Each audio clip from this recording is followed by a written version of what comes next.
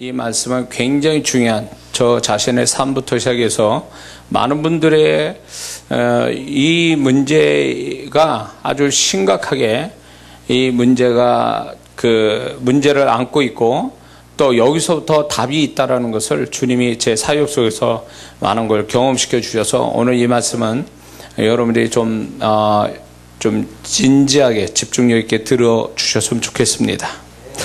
자, 이삭에게 있어서는 이 그랄 땅이 사실은 타지예요. 근데 이삭이 그곳에서 농사를 지어 그 땅에 사는 사람, 수년 내지는 수십 년 살은 사람보다도 100배의 열매를 얻었다라는 것입니다. 근데 이 100배의 열매를 얻었다라는 것 자체도 굉장한 기적이지만 더 기적은 뭐냐면 이삭은 농사 짓는 사람이 아니라는 겁니다. 이삭은 아버지로부터 해서 목축업을 하는 사람이에요. 근데 이 목축업을 하는 직업을 가진 사람이 그랄 땅에 와서 농사를 졌는데 100배의 열매를 얻었다는 것은 놀라운 기적입니다. 그런데 여기서 이삭이 100배의 축복을 100배의 열매가 나왔는데 과연 이것이 어디서 왔느냐는 거죠. 그 땅에 사는 사람이 농사 짓는 비법을 가르쳐서 그렇겠냔 말이죠. 만약에 그 땅에 사는 사람이 100배의 열매를 얻은 농사를 져서 100배의 결실을 본 사람이 있다라면 아마 그 사람이 같이 이야기가 됐을 거예요. 그러나 지금 100배의 열매를 결실을 얻은 이삭만 하나님이 말씀하시는 거 보면 누구도 그 땅에서 100배의 결실을 얻은 사람이 없었다라는 거죠. 그리고 설사 100배의 결실을 얻은 그 땅에 사람이 있다 할지라도 어떤 사람이 자기가 100배의 결실을 얻는 비법을 가르쳐 주겠냐, 특히 이방인에게 가르쳐 주겠느냐는 거죠. 절대 그렇지 않다라는 거죠. 그렇기 때문에 이 이삭의 입장에서 보면 굉장히 불리한 입장에서 농사를 진 겁니다. 자기가 다 알지도 못하는 농사를 짓는데 거기다가 목축업하는 사람이 농사를 져요. 더군다나 타지에서 집니다. 아마 그 현지인들의 텃세도 있었을 겁니다. 그리고 그쪽 땅의 기후를 이삭이 잘 알지도 못했을 겁니다. 그러고 보면 이삭은 굉장히 많은 핸디캡을 안고 농사를 졌음에도 불구하고 100배의 결실을 얻었다라는 것입니다. 그런데 세상 일이 이렇습니다. 원인 없이 결과가 있지, 원인 없는 결과는 없거든요. 다 원인이 있으면 결과가 있는 거예요. 그만한 이유가 있는 거죠. 그렇기 때문에 이삭이 100배의 결실을 얻었다라는 것은 우연이라고 말하기는 어렵다라는 겁니다. 한두 배 정도면 우연히 어쩌다 그럴 수 있다고 말해요. 그러나 100배라는 것은 이거는 우연으로 될 문제가 아니라 이건 틀림없이 그 안에 어떤 100배의 결실을 맺을 만한 아주 중요한 원리가, 중요한 이유가, 원인이 있을 거라는 거예요. 근데 오늘 이 본문의 말씀 속에 전후로 해서 하나님은 이 이삭이 어떻게 100배의 결실을 얻었는지를 설명하고 계시거든요. 그것이 오늘 우리가 이 이삭이 어떻게 해서 100배의 결실을 얻었으며 그것이 오늘날 우리가 살아가는 우리에게 하나님은 무엇을 우리에게 말씀하는지를 오늘 본문을 가지고 같이 이야기하려고 하는 것입니다. 과거에 제가 세도로 살 때 개척하고 이제 세도로 사는 단독주택 세도로 살았는데 그 2층 양옥집에 그 단독주택에 방 하나 한 칸을 저희들이 이제 세도로 살았어요. 그런데 이제 그 1층에 조그만 방이 있고 큰 방이 있었는데 이제 조그만 방에서 저희가 세도로 살다가 좀 여유가 있어서 큰 방으로 옆으로 옮겨졌어요. 그리고 작은 방에 어떤 할머니가 이사를 왔는데 그 할머니하고 같이 친분이 있고 이야기하다 보니까 어떤 얘기를 하냐면 그 할머니의 따님이 이제 그때 여름이 가까이 올 때, 근데 그 따님이 시골 어느 동네에 냉면집을 내려고 그래요. 여름이 다가오니까. 근데 이 따님이 그 냉면 기술을 가지고 있는 사람한테 멀지 않는데 그 냉면 기술을 가진 사람을 알게 돼가지고 2박 3일인가 3박 4일에 1,000만 원을 주고, 그때 당시 20년이 넘은 이야기인데 그때 당시에 1,000만 원을 주고 그걸 기술을 배웠다고 그래요. 그래서 저는 깜짝 놀랐어요. 냉면 기술을 하나 하는데 무슨 1,000만 원씩이나 주냐. 그때 20년이 지금으로부터 20년 훨씬 된 이야기인데 1,000만 원이면 어마어마한 돈이거든요. 근데 그만한 그 돈을 주고 정말 그 기술을 배울 만한가 할 때에 놀라운 일은 그 1,000만 원 주고 2박 3일 배운 기술을 가지고 시골에 가서 냉면집을 했는데 그게 대박이 난 거예요. 그 동네에서 유명해진 거예요. 그래서 이 따님이 정말로 그 동네에서 유일하게 냉면집이 잘 되는 집이 돼서, 야, 이게 1,000만 원, 그 할머니도, 그 따님의 어머니도 1,000만 원 주고 기술 배울만 하다는 거예요.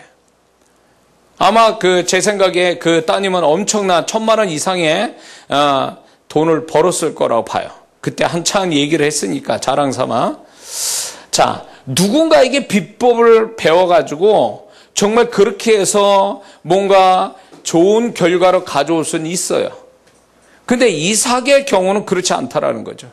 이삭의 경우는 전혀 누가 가르쳐 주거나 현지인이 아는 사람도 없을 텐데 100배의 농사를 해서 결실을 얻었다라는 거죠.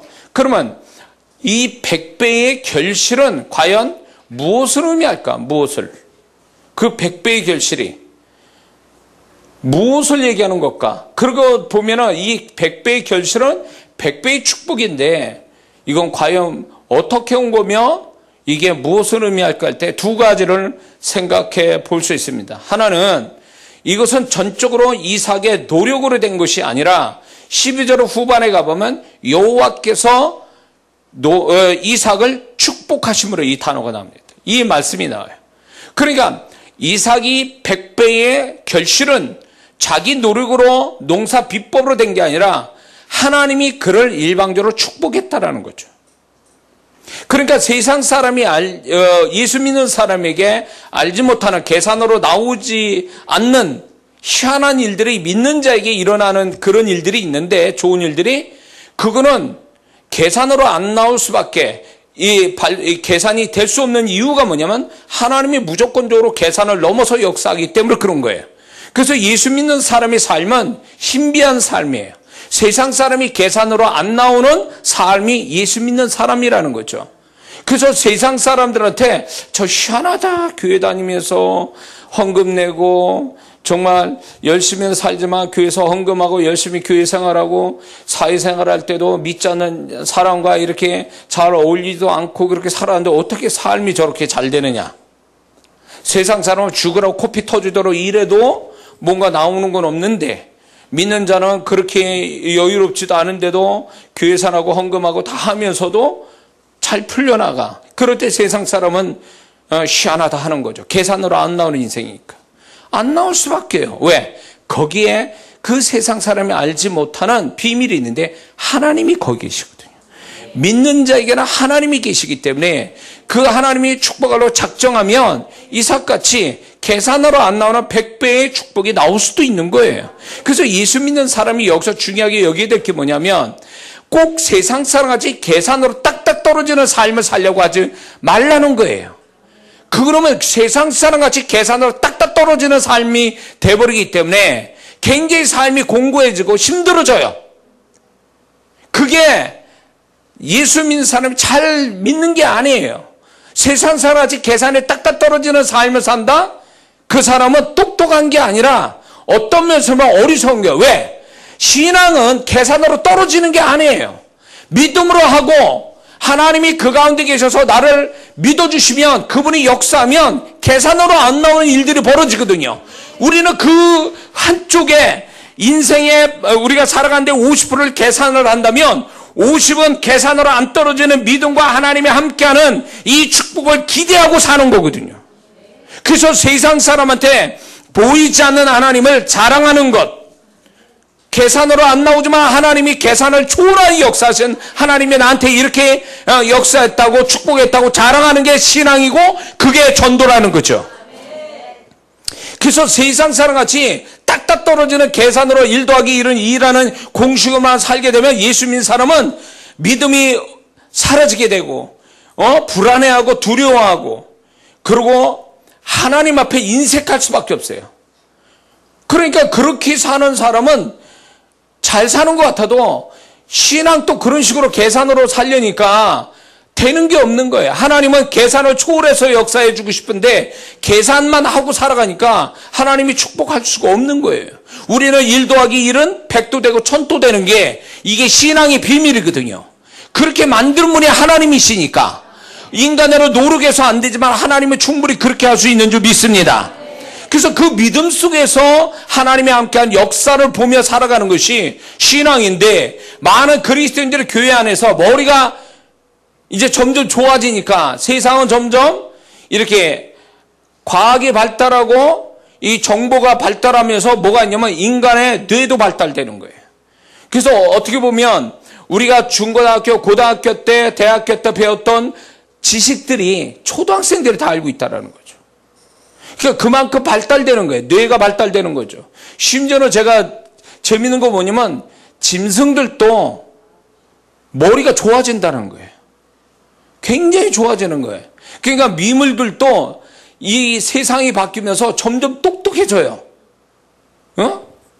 우리가 과거에 한 예를 들어서 개를 키운다 그럴 때 제가 어렸을 때 개는 그렇게 똑똑한 개들은 못 봤어요. 제가 집에서 마당에 묶어놓고 키워놓으니까 밥 주면 고마워하고 도둑이 오면 소리 지르고 그거 왜 똑똑한 짓을 못 하거든요. 저희 집도 우리 아버님이 짐승 좋아서 개를 좋아하셔서 개를 종류별로 많이 키워서 제가 어릴 때 제가 이제 개를 많이 이렇게 접하게 됐는데 똑똑한 개를 못 봤어요. 기껏해 앉아 일어서 이런 거 손 내놔 이런. 근데 지금 개는요 굉장히 똑똑해요. 사람 같아요. 애완견들이 여기 애완견 키우는 분들 계시죠? 똑똑한 애완견은요 어린애 키우는 것 같이 웬만하면 다 알아들어요. 대소변 다 가리고 주인 눈치 살피고 알아서 착착 주인 마음에 들게 하고 굉장히 똑똑해졌어요. 그러니까 세월이 갈수록 이상하게 전부 다 IQ가 좋아지는 것 같아요. 짐승이든 사람이든 점점 똑똑해. 애들이 초등학생이 어른들이 못하는 그 기계 조작을 다 한단 말이죠.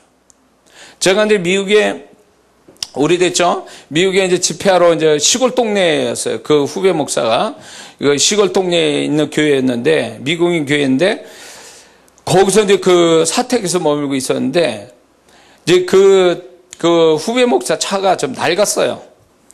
그래서 이제 낡아가지고 문제가 생겨가지고 옆집에 가서 이제 도움을 청하는 거예요. 장비나 이런데. 근데 그 후배 목사 하는 얘기가 뭐냐면 어느 날 그 집에 이제 차를 가져와서 차를 고치는 걸 봤어요. 그 마당에서. 근데 그 후배 목사 얘기했는데 저 친구가 고3이래요. 근데 차를 분해해서 조립을 한다는 거예요. 그래가지고 굉장히 뛰어나다는 거예요. 이게 어디서 배웠는지 하여튼 어쨌거나 아주 차에 대해서 굉장히 잘한다는 거예요. 근데 가만히 보니까 제가 이제 미국에서 오래 있었던 건 아니지만 그럴 수밖에 없는 게 차를 고치려면요 멀리 가야 돼요. 멀리 간 데다가 그 고치는 수공비가 굉장히 비싸요. 그러니까 장비를 가져와서 집에서 고치는 게 차라리 나은 거예요. 그러니까 그걸 보면서 이제 사람이 점점 머리가 좋아지고 아는 것도 많아지고 이런다는 거죠. 그래서 사람은 점점 이제 이렇게 점점 뭔가 더 나아져 가는 거예요. 그런데 예수 믿는 사람들이 머리가 점점 좋아지니까 신앙 앞에서도 자꾸 머리를 쓴단 말이죠. 그러니까 과거에 저희 부모님 세대의 신앙은요 잘 못 배우셔도 오로지 하나님 믿고 그 하나님 좋으심을 믿고 그냥 겁없이 막 헌신하고 열심을 냈거든요. 심지어는 가정까지 막 그냥 팽개치고 열심을 냈어요. 옛날 그 부모님 세대는. 그래가지고 부모님이 맨날 싸우시고 서로. 저희 집이 그랬거든요. 근데 그렇게 어떻게 보면 무식할 정도로 계산이 없이 하나님을 섬긴 것이 그 세대가 축복받고 자녀들이 축복을 받은 거거든요. 근데 오늘날 교회에 이렇게 저도 목사지만 성도분들이 얼마나 머리가 잘 돌아가는지 몰라요. 성경도 많이 알고 똑똑해요. 영적인 체험도 있고 그래요. 근데 문제는 그런 지식을 가지고 신앙을 더 좋은 신앙으로 하나님을 잘 섬겨야 되는데 엉뚱한 방향으로 흘러가는 거죠. 머리가 좋다 보니까 계산을 빨리 하고 있는 거예요. 그러다 보니까 손해 안 보려고 하는, 계산 딱 떨어지니까 이게 손해 보는 것 같다. 안 해요. 그러니까 이게 하나님 앞에 계산을 하지 말아야 할 부분들이 있거든요. 계산을 하지 말고 믿음으로 해야 되고 주님 사랑하는 마음으로 해야 될 것들이 있어요. 근데 그것까지 다 계산을 하는 거지. 계산을 하니까 손해가 딱 떨어지거든요. 그러니까 안 하는 거야. 도망가는 거예요. 그러니까 문제는 뭐냐? 그런 식으로 하니까 작은 교회는 문 닫게 되고, 그러면서 그 성도 개인에게 하나님이 축복 주시려고 하는 믿음으로 하는 것에 축복 주시려는 것들을 다 놓치고 가는 거예요. 그래 교회는 교회대로 힘들어지고 개인의 그 성도는 성도대로 축복을 못 받는 거죠. 그게 문제가 뭐냐면 너무 계산을 한다는 거예요. 너무 그 계산하지 말아야 할 걸 계산하는 거예요. 계산해야 될 건 계산 안 하고, 하지 말아야 될 건 계산하지 말아야 되는데 자꾸 계산을 다 적용을 하는 거죠. 신앙을 어떻게 계산합니까? 11조를 어떻게 계산해요? 어떻게 11조를 계산하고 11조 할 수 있겠냐 말이에요. 당장 그 11조 드리면 빵꾸 나는 게 뻔한데. 그러면 하나님은 우리가 가난하게 사는 걸 원하셔서 11조 드리라고 그러는 거예요? 이거 드리면 공과금 내지 못하고 이런 것들이 뻔할 텐데, 그게 계산이 딱 떨어지는 손해가 나오는데 그걸 하라고 하나님이 그럴 때 어떤 사람은 더 정신 나간 사람이 야 그건 구약의 율법이지 오늘날 우리가 지켜야 될 부분이 아니다. 정신 나간 소리 하고 있어요. 성경이 그러면 시대에 따라 그게 가치가 있고 가치가 없어지는 게 있냐 말이죠. 그러니까 너무 신앙이 머리가 팍팍 잘 돌아가니까 신앙도 자꾸 계산을 하다 보니까 이 계산을 뛰어넘어서 신앙생활해야 하나님의 은혜와 축복들이 그분이 그냥 계산 없이 막 역사하시는 걸 경험할 텐데 오늘날 희귀해진 거예요. 하나님이 역사했다. 사람으로 도저히 나올 수 없는 일들이 벌어졌다. 이런 간증한 사람이 얼마나 있어요, 교회 안에. 응? 그렇게 간증한 사람이 얼마냐고요. 그런 간증이 나올 정도면 그 성도가 하나님 앞에 계산 없이 하는 무언가가 있어야 되는 거예요. 그게 있어야 하나님 앞에 그런 축복이 떨어지는 거거든요. 근데 그래서 이삭이 왜 계산 없는 이 100배의 이 결실이 맺었는가는 뒤에 가서 말씀을 드릴 거예요. 이게 분명한 원인이 있는 거예요. 분명히 이 이삭이 100배의 축복을 받을 이유가 있었다라는 거예요. 지금 여호와께서 축복하셨다라는 하나의 이야기가 이게 이삭이 100배의 축복을 받는 의미가 돼요. 사람이 축복한 게 아니라 자연이 축복한 게 아니라 하나님이 축복했다는 걸 얘기해 주는 거예요. 100배의 결실은요. 또 하나는 뭐냐면 이 100배의 결실이라는 것은 결국 이삭의 존재값이 그 땅의 사람보다 100배의 더 나은 존재값을 가진 사람이라 뜻이에요. 왜 그러냐면 마태복음 7장 16절을 보면 주님이 이런 말씀했어요. 그 열매로 그들을 안다 이렇게 말씀해요. 열매를 통해서 그 사람의 존재의 모습을 알 수 있다 이런 거죠. 그런데 이 말씀 속에서 주님은 행위의 열매를 얘기하시는 거예요. 저들이 착한 행위를 가짐으로 그들이 착한 사람이다. 저들이 악한 열매를 맺음으로 해서 저 사람은 악한 사람이다. 이렇게 분별하라는 거죠. 근데 이건 하나의 공식과 원리와 같은 거예요. 그 사람의 열매로 그들을 안다 그랬으니까 열매가 오늘 이 말씀에 비추어 볼 때 그 사람이 열매가 풍성하면 그만큼의 그 사람의 존재값이 그렇다라는 걸 의미하는 거예요. 이삭이 100배의 그 땅의 사람보다 그랄 사람보다 100배의 존재값이 하나님 앞에서 높은 자니까 하나님 그 값에 맞게 100배를 축복하신 거예요. 이해가 되십니까? 그러므로 여러분들이 아셔야 될 게 이거예요. 내가 하나님께 헌신하고 하나님께 뭔가 순종하는 그것이 있다면 하나님께 계산하는 거예요. 우리는 모르지만 하나님은 얘가 이렇게 헌신하고 얘가 이렇게 순종했어. 그러므로 인해서 얘가 내 앞에 뭔가 존재값이 나는데 하나님은 계산하고 있어요. 쟤는 다른 사람보다 20% 높은 존재값이야. 뭐 80% 높은 존재값이야. 이삭같이 100배나 나은 존재값을 가지고 있어. 그러면 하나님은 하나님만 생각하는 게 아니라 현실로 그 사람이 다른 사람보다 낫다는 걸 표현하신다 그 얘기예요. 오늘 이삭이 바로 그런 거예요. 하나님이 그를 축복하는데 그냥 축복한 게 아니라 그의 존재가 하나님 앞에 100배나 나은 그 땅의 사람보다 100배가 낫다는 것을 현실로 드러냈잖아요. 100배의 축복으로. 그러므로 예수 믿는 사람이요, 우리가 우리의 모든 것은 땅에서 솟아나서 축복을 받는 게 아니라 하나님이 주심으로 우리가 복을 받는 거예요. 요한복음 3장 27절에도 보면 침례 요한이 이렇게 얘기하시죠. 하늘에서 주신 바 아니면 사람이 아무것도 받을 수 없다. 하나님이 주시면 사람은 받을 수 있다는 거죠. 그러면 하나님이 주시는데 이삭같이 100배로 너 축복해 줄게 그러면 100배로 우리는 받을 수 있는 거예요. 근데 하나님은 100배의 축복이 거저오는 게 아니라는 거예요. 거저오는 게 아니라는 거예요. 그러면 왜 하나님은 이삭을 100배나 축복한 사람이 됐을까요? 그냥 자기 아버지가 믿음의 조상이기 때문에 영적 유산이 있어서 물론 그 부분도 있을 거예요. 그러나 이삭 존재 한 사람만 놓고 얘기할 때에 이삭이 하나님 앞에 100배를 축복받을 이유가 있는데 두 가지가 있어요. 하나는 창세기 22장에 보면 아브라함이 이삭을 바치라고 그랬어요. 각을 떠서 모리아산에서 3일길에 가서 그랬을 때 이삭을 데리고 산에 올라서 제사를 이 아들을 각을 떠서 제사를 드리려고 칼을 들었단 말이에요.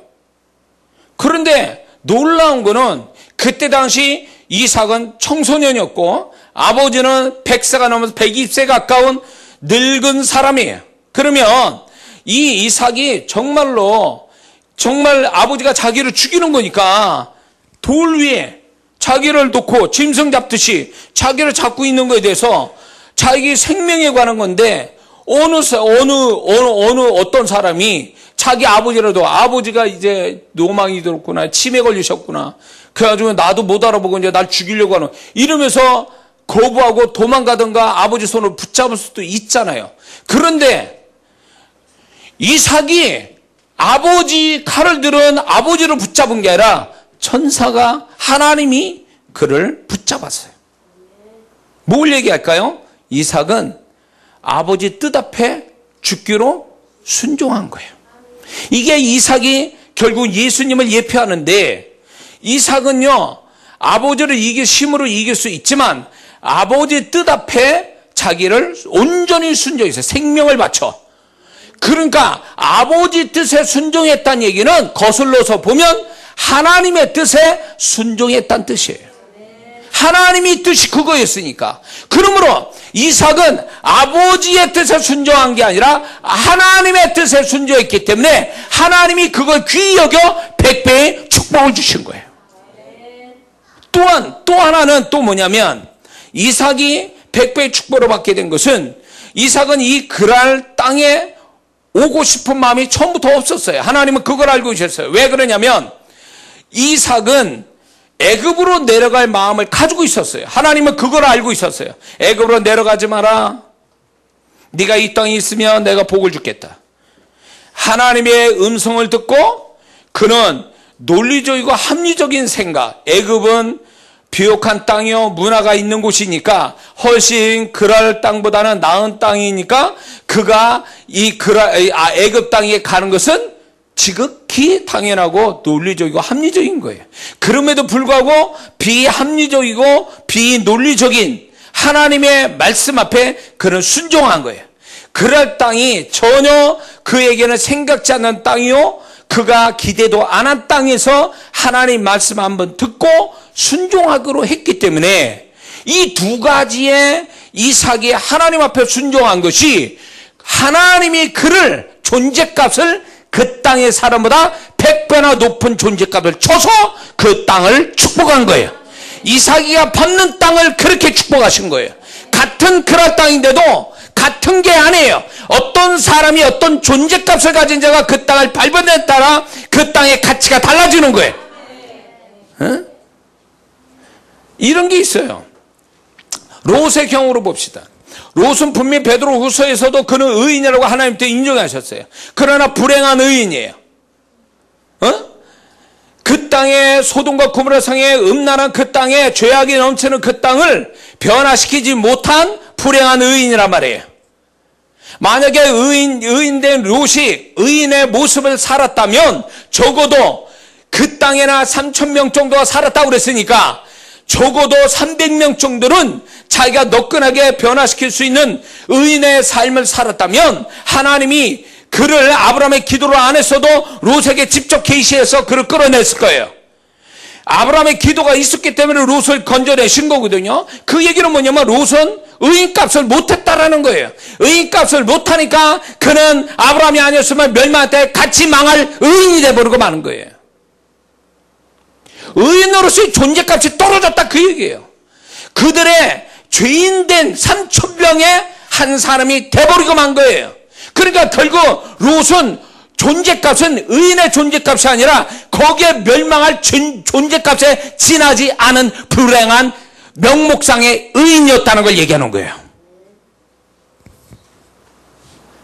그러니까 불행한 의인, 죄인과 멸망할 죄인과 동일한 값을 가진 의인. 그러니까 이 사람이 얼마나 불행한가. 원래 죄인은 망하기로 작정한 사람이니까 그만한 망할 만한 어떤 그게 준비된 사람들이지만 의인은 다른 거거든요. 하나님의 의인이라고 인정한 롯이 거기서 죄인 값과 똑같은 대로 죽어간다는 건 억울한 일이거든요. 근데 이게 그때만의 얘기가 아니에요. 오늘 살아가는 우리의 문제예요. 오늘 우리가 과연 예수의 피로 의롭다함을 얻은 의인인데 내 삶의 주변에서 적어도 의인값을 하느냐 그 얘기예요. 듣거나 말거나 복음 전하고 그들이 뭐라든 간에 내가 말씀대로 살아가고 거룩하게 살고 하나님 뜻대로 살려고 하고 이 주의를 지키는 거에 누가 핍박한데도 나는 여전히 주의를 지키고 이런 어떤 하나님의 말씀대로의 의인된 삶을 산다면 그 주변 사람보다 훨씬 더 하나님이 이삭까지 축복할 수 있다는 거예요. 근데 우리가 그렇게 안 사니까 문제인 거예요. 의인된 자가 죄인값과 똑같이 돼버리면 롯하고 다를 게 뭐 있냔 말이에요. 세상이 힘들다고 그래요. 지금 살기 힘들죠? 그런데 분명한 것은 하나님이 아무리 우리가 살기 힘든 세상에 살아도 하나님이 의인된 하나님의 택한 자의 축복은 여전히 있어요.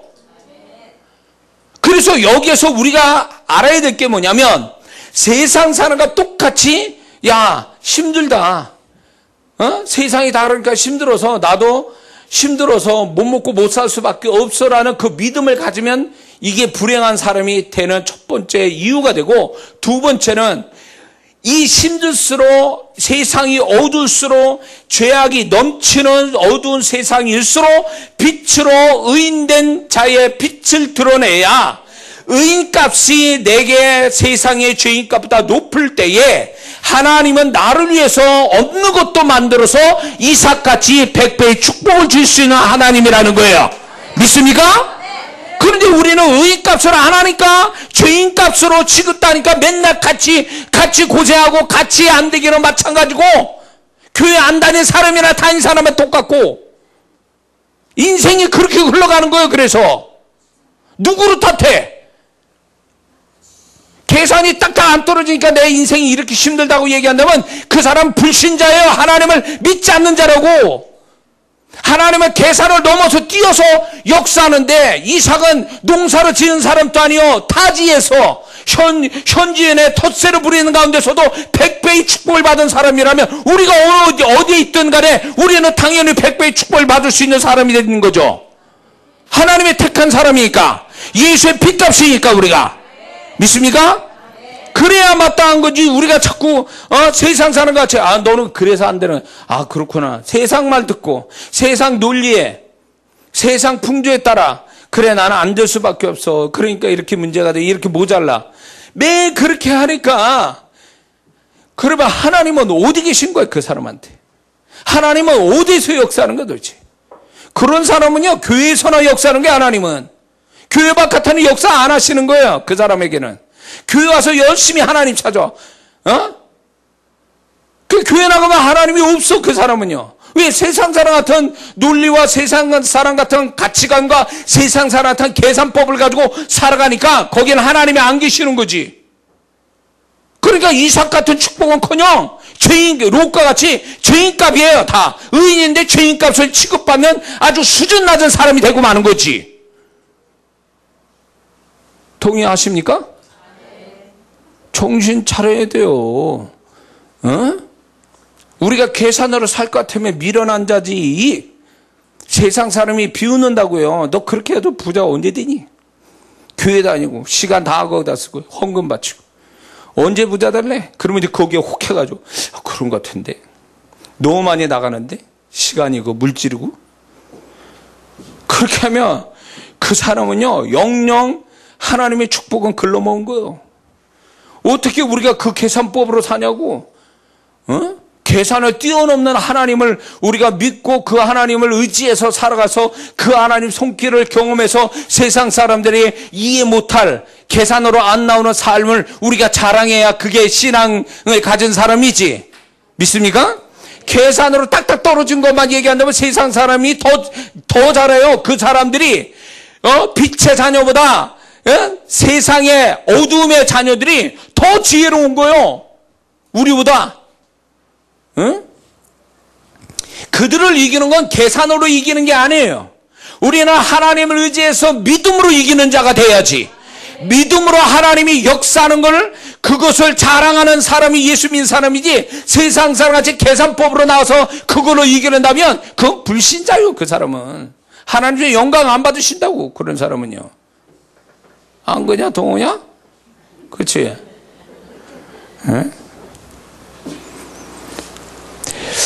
그러므로 이삭은 100배의 축복이 아니라 1000배의 축복을 받아야 또 마땅할 사람이에요. 왜냐하면 자기 생명을 아버지의 뜻, 하나님의 뜻에 완전히 바치기로 작정한 사람이었으니까. 자기의 이성적인 논리하고 전혀 딴판인 하나님 말씀, 정말 도무지 이해할 수 없는 하나님 말씀에 그대로 순종한 사람이니까. 이런 사람이 어디 있어요? 그러니까 이삭의 삶은 막힘이 없는 거예요. 왜? 존재값이 높으니까 막을 게 없어. 막을 자가 없어요. 왜냐하면 하나님이 그 높은 수준의 존재값을 가지니까 어떤 사람, 어떤 환경을 갖다 놔도 그를 이길 수가 없는 거예요. 하나님이 보증해 주는 사람이니까. 이게 예수 믿는 사람의 축복은 바로 여기에 있어요. 우리가 세상에서 성공해서 높은 자리에 많은 소유물을 갖는 거 그거 축복이에요. 그러나 그거보다 더 높은 수준의 축복이 뭔지 아세요? 하나님이 보증해 주는 사람이에요. 하나님이 세상 사람보다 낫다고 존재값을 높게 쳐주는 그 사람이 진짜 복 있는 사람이에요. 그런 사람이 넉넉하게 천국 들어가는 거거든요. 열심히 벌어서 죄짓고 열심히 벌어서 세상에서 잘 나가면 뭐하냐고 하나님, 야 너 글렀어. 아니야 너는 인정 못해. 응? 너 천국 들어오기 힘들걸. 이렇게 하면 끝장나는 거예요. 우리가 신앙생활 열심히 하는 이유가 뭡니까? 천국에 넉넉하게 들어가자는 거 아니에요? 궁극적으로 하나님을 기쁘게 부끄러움 없이 그분을 만나자고 신앙생활 하는 거 아니냐 말이에요. 우리가 물론 하나님의 축복을 받으면서 이 땅에서 사는 것도 그것도 중요하지만 이게 본질은 아니에요. 이게 목적은 아니에요.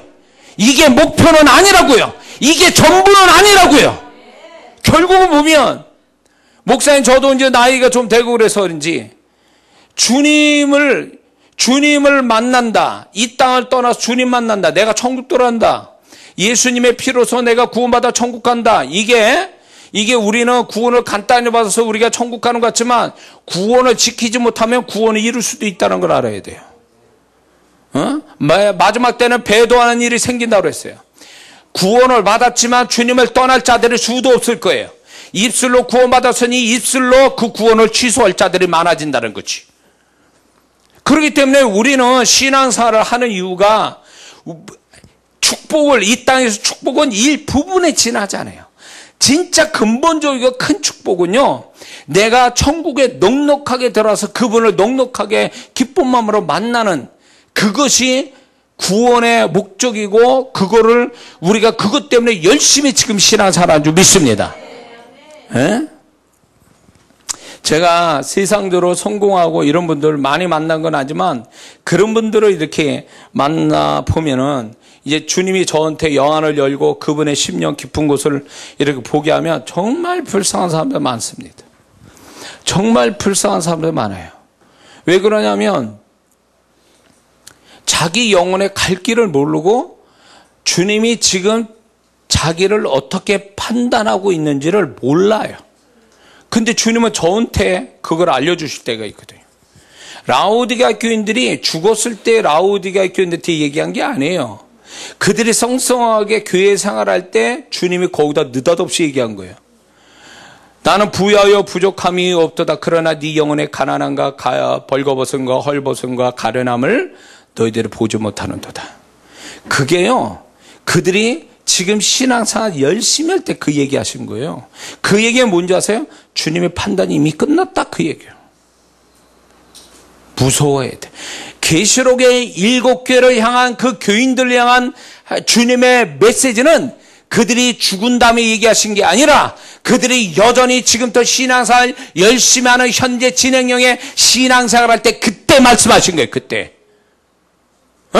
그러면 오늘날에도 우리 교회, 나에 대해서 주님은 이미 판단이 끝났다, 그 얘기요. 그런데 제가 이렇게 영혼들을 상대해 보면, 야, 이게 주님이 진짜 이거 깝깝해. 이 영혼에 막 진짜 주님은 벌써 고개 돌리시고, 이 사람이 얘기하는 건 너 아니다. 자꾸 고개를 주님이 설레설레 돌려요. 너 그거 아니야. 너 초점이 그게 아니야. 너 지금 잘못 알고 있는 거야. 너 잘못 사는 거야. 뭐 이랬는데 이 사람은 열변을 통해 자기가 잘하는 걸로. 그러니까 이게 주님이 생각하고 판단하고 자기 생각하고 완전히 막 극으로 달리는 거죠. 얼마나 불쌍한 거예요. 세상에서 사람한테 인정받고 잘 먹고 잘 살면 뭐하냐고 주님의 판단이 이미 그 사람한테 부정이고 합격도 안 되는 이 불합격자의 점수를 받고 있는 이 영혼이 얼마나 가련하냐, 그 얘기예요. 저도 한때는 영적으로 눈이 감겨질 때는요, 이 목회자로서 어떤 그 세상적으로 잘 되어지는 걸 부러워하고 그걸 위해서 기도하고 열심히 냈던 적도 있어요. 그러나 하나님께서 그걸 응답하지 않으면서 저를 영적으로 좀 더 깊게 저를 다루어 주시면서 제가 좀 더 영의 세계를 많이 들어가고 그 영혼의 상태를 보게 하시고 주님의 생각과 주님의 눈을 보게 되니까 이게 달라지는 거예요. 사람 보는 게 달라지고 인생 보는 게 달라져요.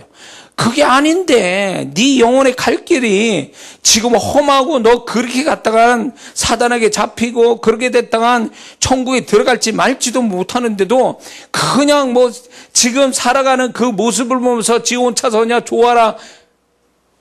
밭에 소출이 많은 농부 부자가 이 많은 걸 어찌할꼬 창고를 크게 만들어서 여러 또 먹고 입을 거 놀자 말이지.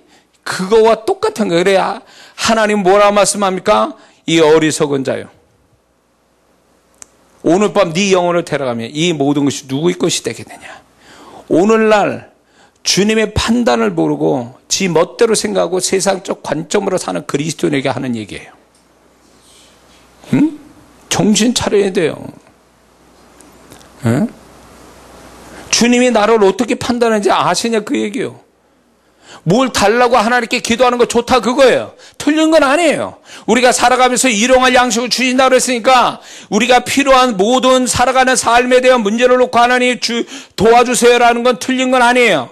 그렇게 마땅히 그렇게 기도해야 돼요. 그러나 그게 신앙의 목적이 아니잖아요.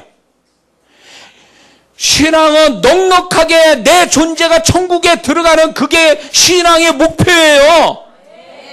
내 존재가 망할 존재 되면 내가 잘 먹고 잘 사는데 그게 뭐가 그게 축복이냐 말이에요. 내 영혼이 지금 지옥 갈 형편인데 지금.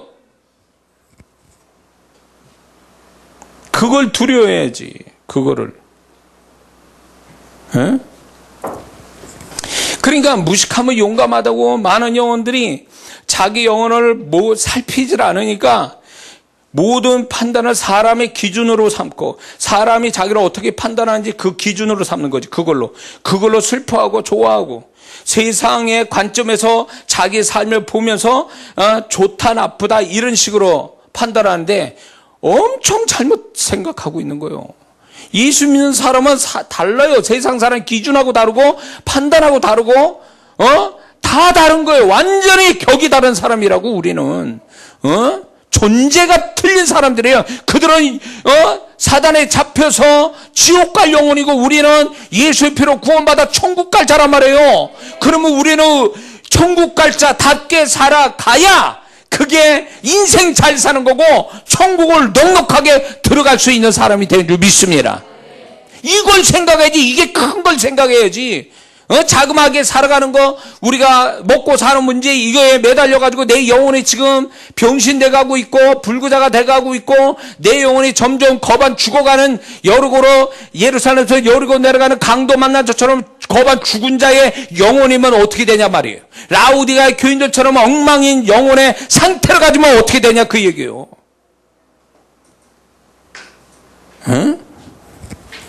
이게 있어요. 야, 이게 설교가 이게 엇나가네 자꾸.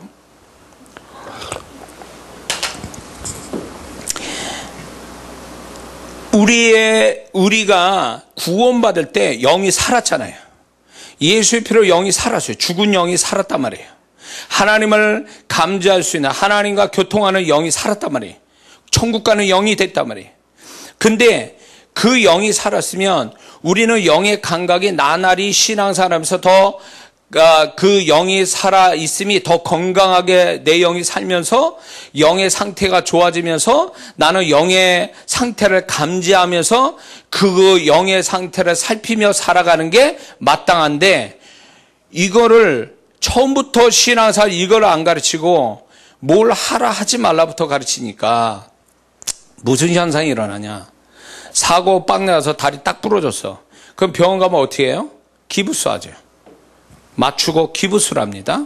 기부스를 몇 달을 하고, 저는 안 해봤지만 기부스를 풀면 대부분 어떻게 됩니까?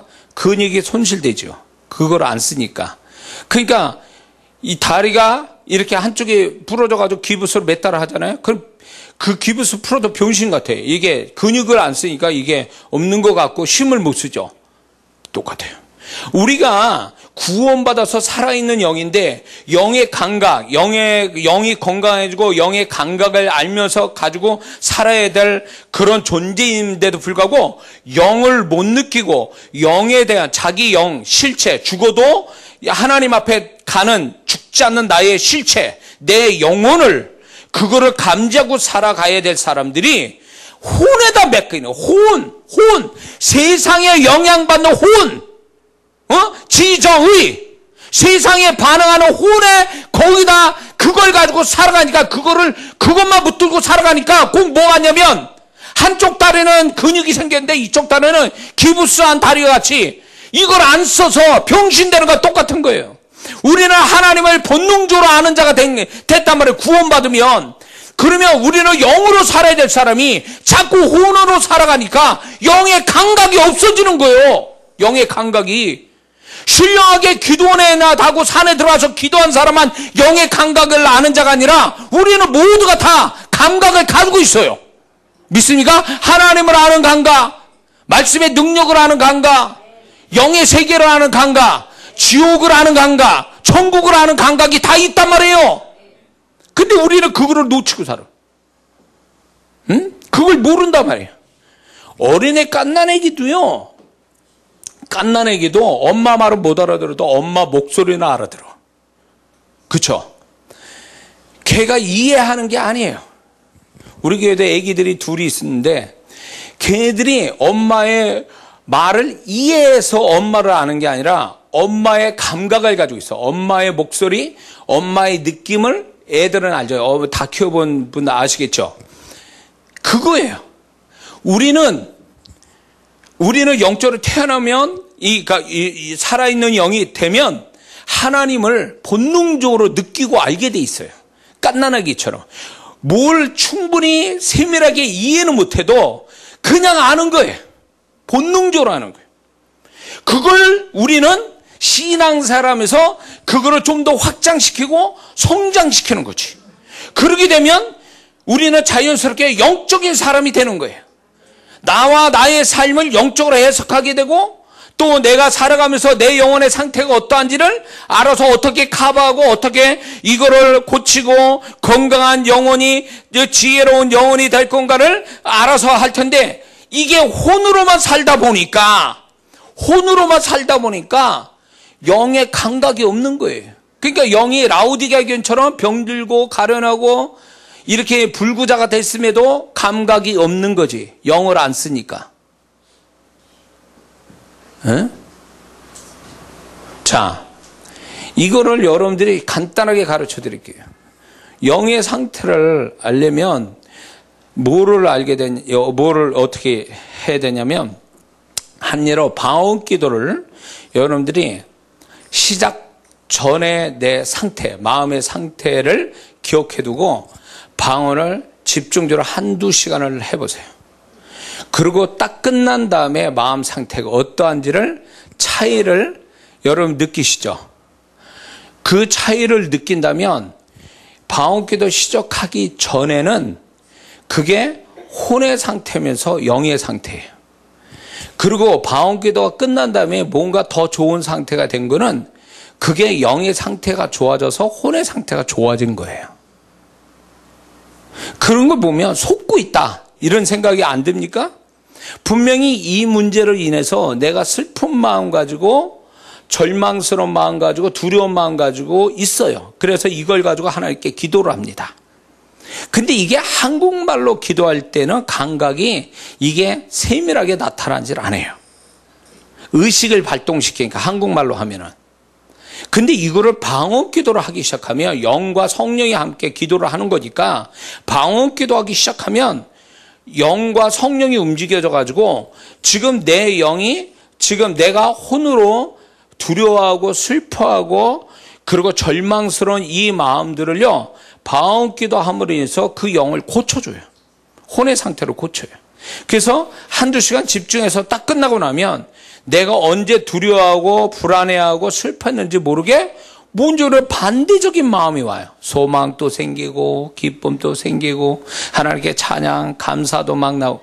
그렇다면 그 사람은 바뀐 거예요. 기도함으로. 그러므로 거기서 알아야 될 게 뭐냐면 내가 속았구나.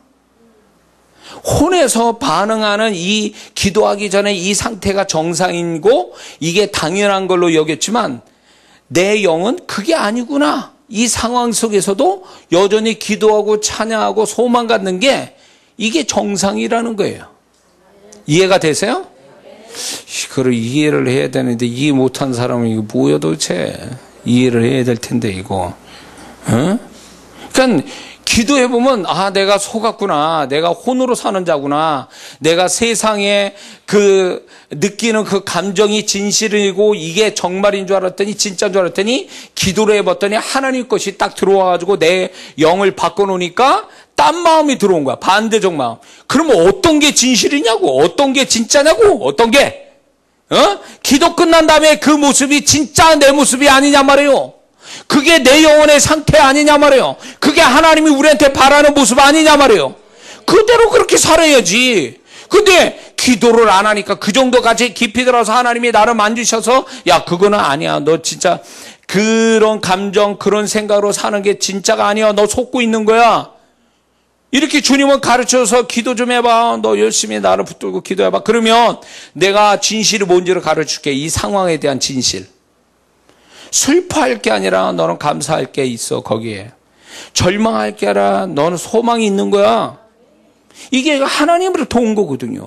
이게 진실이거든요. 이게 그런 마음을 이렇게 주시잖아요.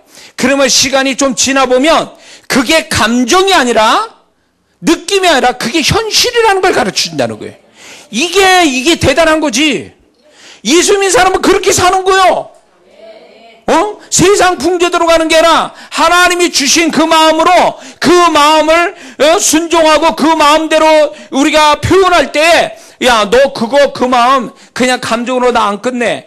그거는 곧 네가 현실이 그렇게 될 거를 내가 예표해 준 거야. 사인을 준 거야. 그런 뜻이거든요. 그러니까 우리가 예언의 은사를 안 받아도 기도만 잘하면, 방언기도로 성령의 지도받아 방언기도만 잘해도 그 사람은요 정말로 스스로 예언할 수 있어요. 느낌으로 예언이 다 된다니까요. 응?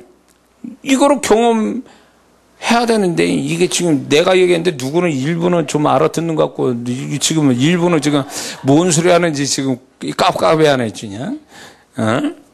기도를 그냥 대충 하니까 그런 거요. 기도를 대충 하니까. 그러니까 지금 이 얘기가 뭔 얘기하는지 못 알아듣는 거지 지금. 응?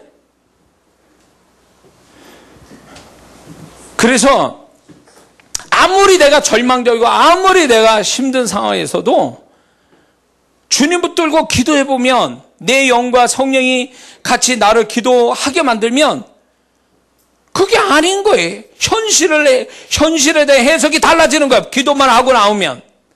현실이 기도하기 전에 해석과 기도한 다음에 해석이 달라져. 현실이 똑같은 현실인데 뭐여 도대체 이게 이 갭, 이의 차이를 아는 자가 기도를 잘한 자지. 근데 기도를 했는데 끝나고도 똑같아. 기도 안 한 거야. 이게 잘못하고 있는, 지금 기도를 잘못하는 거야. 하는 척한 거지 진짜 기도한 건 아니지. 에? 많은 사람들이 기도한다 그러지만, 제가 그 능력기도 능력 언어의 책에도 있어요. 기도하는 척만 하고 지 고집대로 기도하니까 성령이 이끄시는, 영이 작용하고 성령이 이끄셔서 하나님의 것, 깊은 것까지 통달하신, 하나님의 깊은 것까지 통달하신 성령님이 그 영에다 부어주고 있거든요. 그 부어줌으로 인해서 하나님의 진실을 부어주기 때문에 그 영이 지혜로워지는 거예요. 그 영도 막 혼의 영향을 받아가지고 영도 막 죽을 판인데, 기도를 하니까 성령이 영과 함께, 내 영과 함께 성령이 기도시키는데, 그 성령님은 내 영에다 뭘 부어주자면 하나님의 깊은 것, 비밀과 하나님의 좋은 것을 막 부어주는 거예요. 그게 방언 기도예요. 예? 이걸 경험해야, 그래서 방언 기도를, 그래서 방언을 하나님이 모든 은사 중에서 제일 귀하게 여기시는 이유가 거기 있어요. 많은 은사 중에 방언에 대해서 할애를 많이 하잖아요. 성경에 고린도전서 12장과 14장에 가서 얼마나 방언에서 얘기 많이 해요. 사단이 얼마나 방언 가지고, 잘못된 생각을 넣어줘가지고 초반에도 이단들이 얼마나 많았어요. 그러나 20세기 와서 이 영적 대각성이 일어나는 그 은사가 시작이 뭐예요? 방언이요. 그게 이 방언이 왜 오순절날 사도행전 2장에서 성령이 불이 떨어지는데 그 많은 은사 중에 방언부터 시작됐냐 그 얘기예요. 그게 뭘 얘기해 주냐면, 이 방언에 엄청난 비밀이 있고, 이 방언은 개인만 아니라 개인적인 축복을 많이 주고, 이 방언을 통해서 이 연합을 가져오는, 이 모임의 연합, 영적인 연합을 가져오는데 중요한 역할을 하거든요, 그게. 그래서 방언기도만 잘해도, 방언기도라도 그 영혼은 잘 되게 돼 있고, 그 방언기도 잘하는 사람끼리 연합도 잘 되게 돼 있어요. 그러니까 기도를 엉망을 하니까 그런 거지.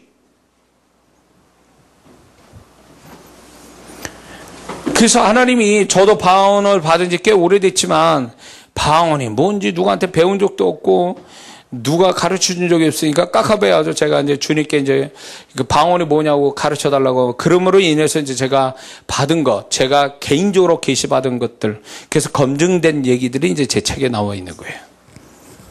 그건 제 경험에서 다 그분이 계시해 준 거.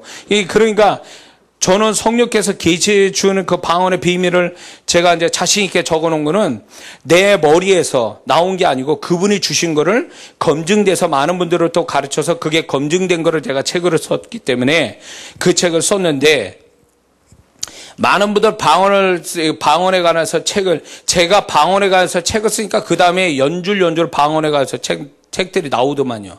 많은 분들이. 최초로 방언에 대한 실제적인 현상을 가지고 책을 쓴 사람은 저가 시작이거든요. 근데 그 뒤에 이제 방언을 쓴 사람들이 많아요. 그런데 제가 그 책을 사서 보면, 야, 이 양반은 제가 딱 보는 게 보면 뭘 알 수 있냐면, 이 사람은 경험도 안 하고 교과서적으로 이론만 가지고 얘기한다. 내지는 자기가 이럴 것이다 라는 생각을 가지고 글 쓴 사람들이 있어요. 이렇게 하면 안 돼요. 이렇게 하면. 이게 사람들한테 혼란을 주고, 이렇게 하다 보면 사람을 혼미하게 하고 미혹해 하는 거예요. 왜 주님부터 계시하지도 않는 성경적인 걸 얘기하는 거 좋다 그거예요. 교과서에. 근데 어떤 그 주님의 계시를 통해서 선명하게 원리를 가르쳐 준 그 내용에 관해서 자기가 경험하지 않은 거를 자꾸 이렇게 자기가 경험한 것처럼 아니면 그러니까 자기도 알지 못하는 거를 이론적으로 막 써내는 분들이 있어요. 보면 알아요, 제가. 그거 보면. 제가 그게 교만한 게 아니라 제가 주님으로부터 배운 거기 때문에 그런 거예요. 그건 직접. 누가 가르쳐 준 게 아니고. 그래서, 자, 다시 얘기가 돌아와서 우리의 영혼의 감각을 가지고 살아간다는 건 굉장히 중요한 거예요. 결국 나의 실체는 어디에 있냐면 내 영혼에 있어요. 이 혼에 있지 않아요. 내 삶에 있지 않아요. 내 실체는 그분이 나를 판단하고 나를 어떤 존재값을 매기는 건 내 영혼의 실체에서 매기는 거지 내 삶 가지고 하는 게 아니에요. 결국 우리의 모든 것들은요. 결국 내 영혼의 그 영혼의 거기가 종착역이에요. 그래서 영혼의 상태가 그 사람의 모든 것을 얘기해 주는 거예요. 모든 것을 얘기해 준다고. 과거 뭐하고 어쩌고 한들 무슨 소용이 있어요. 지금 영혼의 상태가 엉망인데. 그러면 그 사람은 지금은 엉망인 거예요. 이 상태로 주님 만나면 불안한 거지. 과거가 중요한 게 아니에요. 지금 내가 어떤 상태로 있느냐가 중요한 거예요. 많은 성도들이 이 초신자들이 막 열심히 내면 열심히 내세요. 저도 한때 그렇게 열심히 냈어요. 그러면 지금은 뭐야? 그렇게 못한다는 얘기지. 그러니까 나는 그런 거 다 거쳐서 왔어요. 저도 그냥 제 과거를 보는 것 같아요. 그러면서 좀 여유롭게 그런 사람을 봅니다. 정신 나간 태도요. 누가 하나님 보실 때 누가 귀한 자고 누가 존재값이 높냐고? 지식의 차이냐고? 신앙의 연수 차이요? 성경 지식의 차이냐고? 신앙의 기술의 차이냐고? 아니요. 그 영혼의 상태 차이예요. 상태의 차이라고. 그래서 몰라도 너무 몰라. 주님의 마음을 너무 모르니까 그런 식으로 판단하고 있어요. 저는 저보다도 영혼의 상태가 좋은 사람들을 많이 만나요. 제 사역 속에. 그러면 저도 부끄러워지고 제가 겸손해질 수밖에 없어요. 왜냐하면 내가 아무리 나를 통해서 하나님의 능력이 나타나고 나를 통해서 주님의 음성이 나온다도 그게 내 것이 아니기 때문에 하나님이 나를 판단하실 때는 내 영혼의 상태를 보고 판단하시거든요. 내 영혼의 상태. 내 영혼의 상태라고 판단을 하시니까 내 영혼이 지금 상태가 안 좋아. 근데 능력 나오고 주의 음성 나오는데 그게 무슨 소용이 있냐고. 내 영혼의 상태가 지금 망할 판인데. 그러니까 여기 사역자분들 잘 들으세요. 제가 사역자 가르치는 사역자로 훈련시키는 사역자인데 그거를 제가 제 사명을 받은 사람인데 보면은 우리나라에서 부흥사가 난다긴다는 사람도 이제 혹시나 하고 아니면 호기심에 저를 찾아오는 분들이 있어요. 야, 그분들이 난 보면은 참 안 됐다라는 생각 들어요. 왜 그러냐? 자기 영혼을 몰라. 자기 영혼의 상태로 보는데 누구를 영혼의 상태를 알아보겠냐고. 자기 영혼 상태도 모르는 사람이. 오히려 평신도보다 영혼의 상태가 안 좋은 상태로 사역하는 사역자들이 얼마나 많은데요. 제가 감히 교만해서 말한다면 이거예요. 저는 사역자 감별사예요. 딱 강단에서 사역하는 거면 다 나오거든. 저 사람이 주님께 다루시면 얼마나 받았는지, 그 음성에서 주님의 음성이 얼마나 나오는지 제 나름대로 이제 알게 돼요. 제가 사역을 해보니까. 그러니까 자기 영혼의 상태가 온전치 못하고 그걸 알지 못한 채 능력이 나온다. 영혼들의 어떠한 좋은 반응이 있다. 그런 것 때문에 착각에 빠져 자기가 뭐가 된 걸로 착각하고 있어요. 아니요. 그런 모든 능력은요, 주님으로부터 흘러나온 거기 때문에 나하고 상관이 없어요. 나하고 상관이 없는 얘기라고요. 근데 이런 것도 있어. 왜 상관이 없냐? 자, 내가 기분이 안 좋고 상태가 안 좋아. 내가 충분히 준비되지 못한 채 사역자로 강단에 섰어요. 그래도 주님의 능력은 나와요. 그럼 이거 어떻게 설명할 거예요, 도대체? 그러니까 그거를 어떤 사역자 미친 생각이 뭐냐면, 야, 이렇게 해도 되는구나. 그래서 대충 해. 준비도 안 하고 대충 해. 죽는 거요. 그렇게 되면 사역자는 사역하다 죽는 거예요. 그 사람은 주님부터 버림받는 거예요. 그거는 시간 문제라고. 두려워해야지. 두려워. 내가 상태가 엉망이어도 주님은 나타나는 걸 할 때 나를 무시한 채 그 영혼을 위해서 내 상태에 상관없이 나타나는 걸 할 때 나를 제끼고 나를 무시한 채 하나님이 역사하는 거에 대한 두려움을 가져야지. 에? 두려움을 가져야지. 그게 이런 사역자, 정신 나간 사역자들 얼마나 만족하세요? 이 사역자들 많이 왔나 봐. 에? 그걸 두려워해야지. 저는 가끔가다 내가 봐도 상태 준비가 잘 안 돼. 그래도 주님이 역사가 막 나타날 때 겁이 나는 거예요. 주님이 제끼시기 시작하는구나. 나를 무시하기 시작하고. 너 없어도 마 할 수 있어. 너. 네가 온전치 못해도 나 역사할 수 있어. 응? 그런 거로 막 가르치는 거예요, 저한테.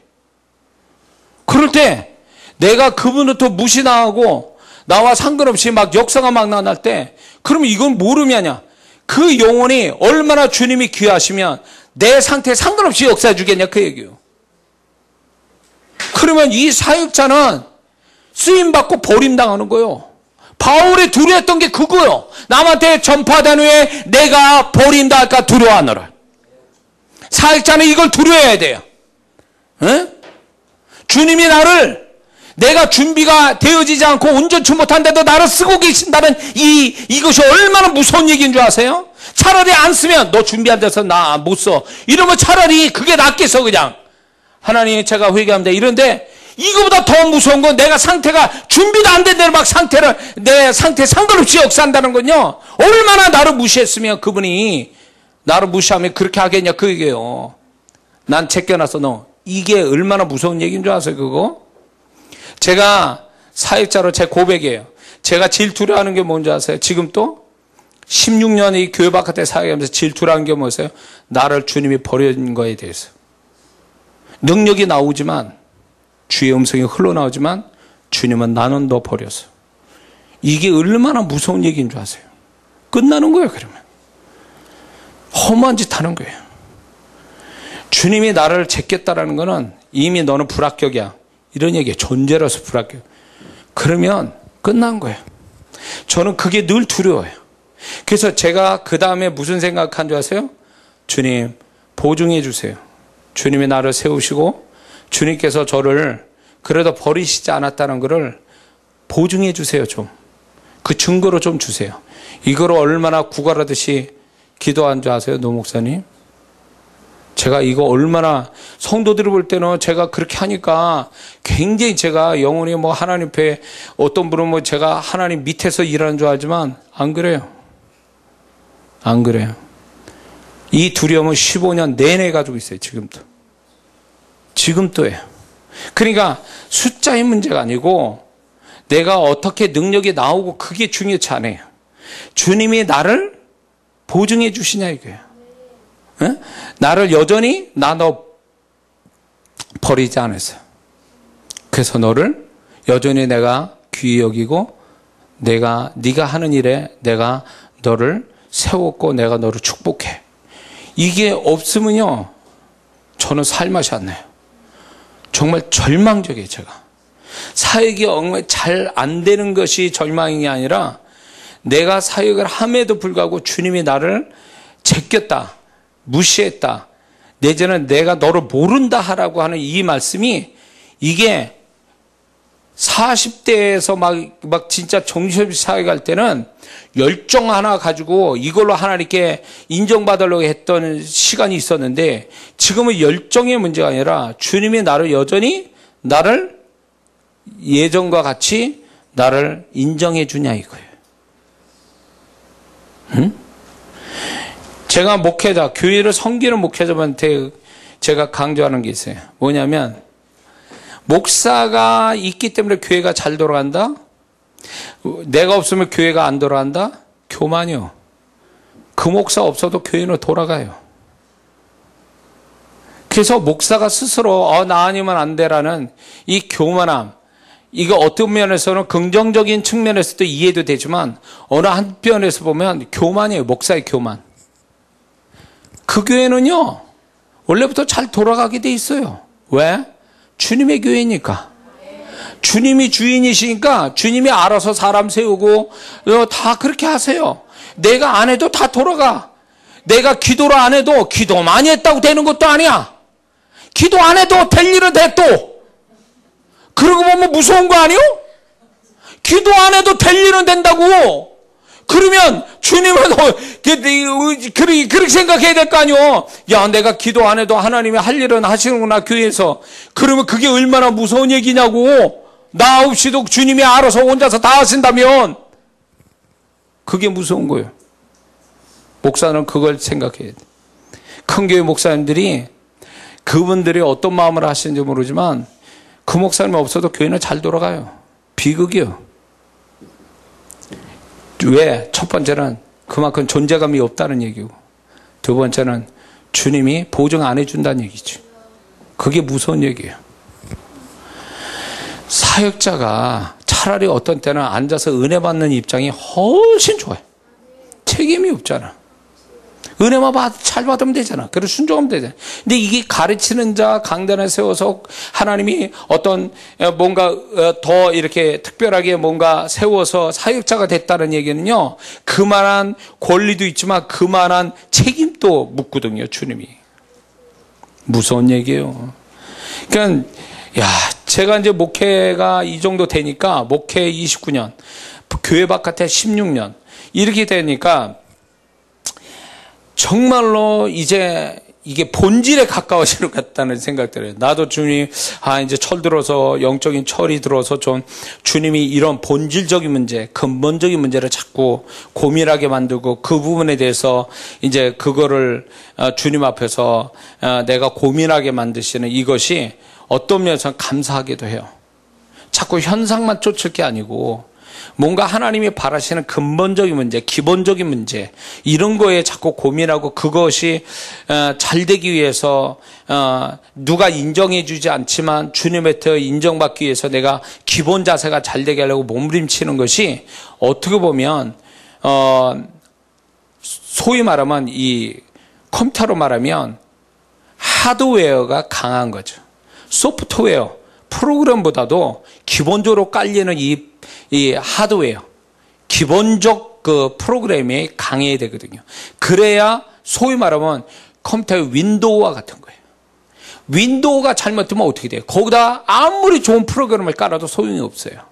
그것처럼 사역자는 소프트웨어에 신경 쓰지 말고 하드웨어, 기본적인 거에 충실하면 주님이 그걸 인정해 주시거든요. 그걸 붙잡아야죠, 그걸. 에?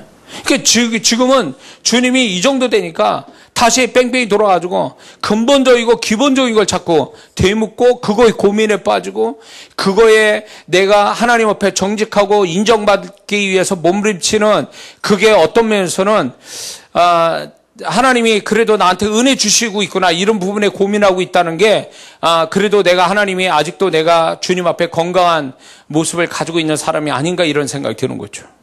이해가 되십니까? 자, 이제 얘기가 다시 돌아왔어.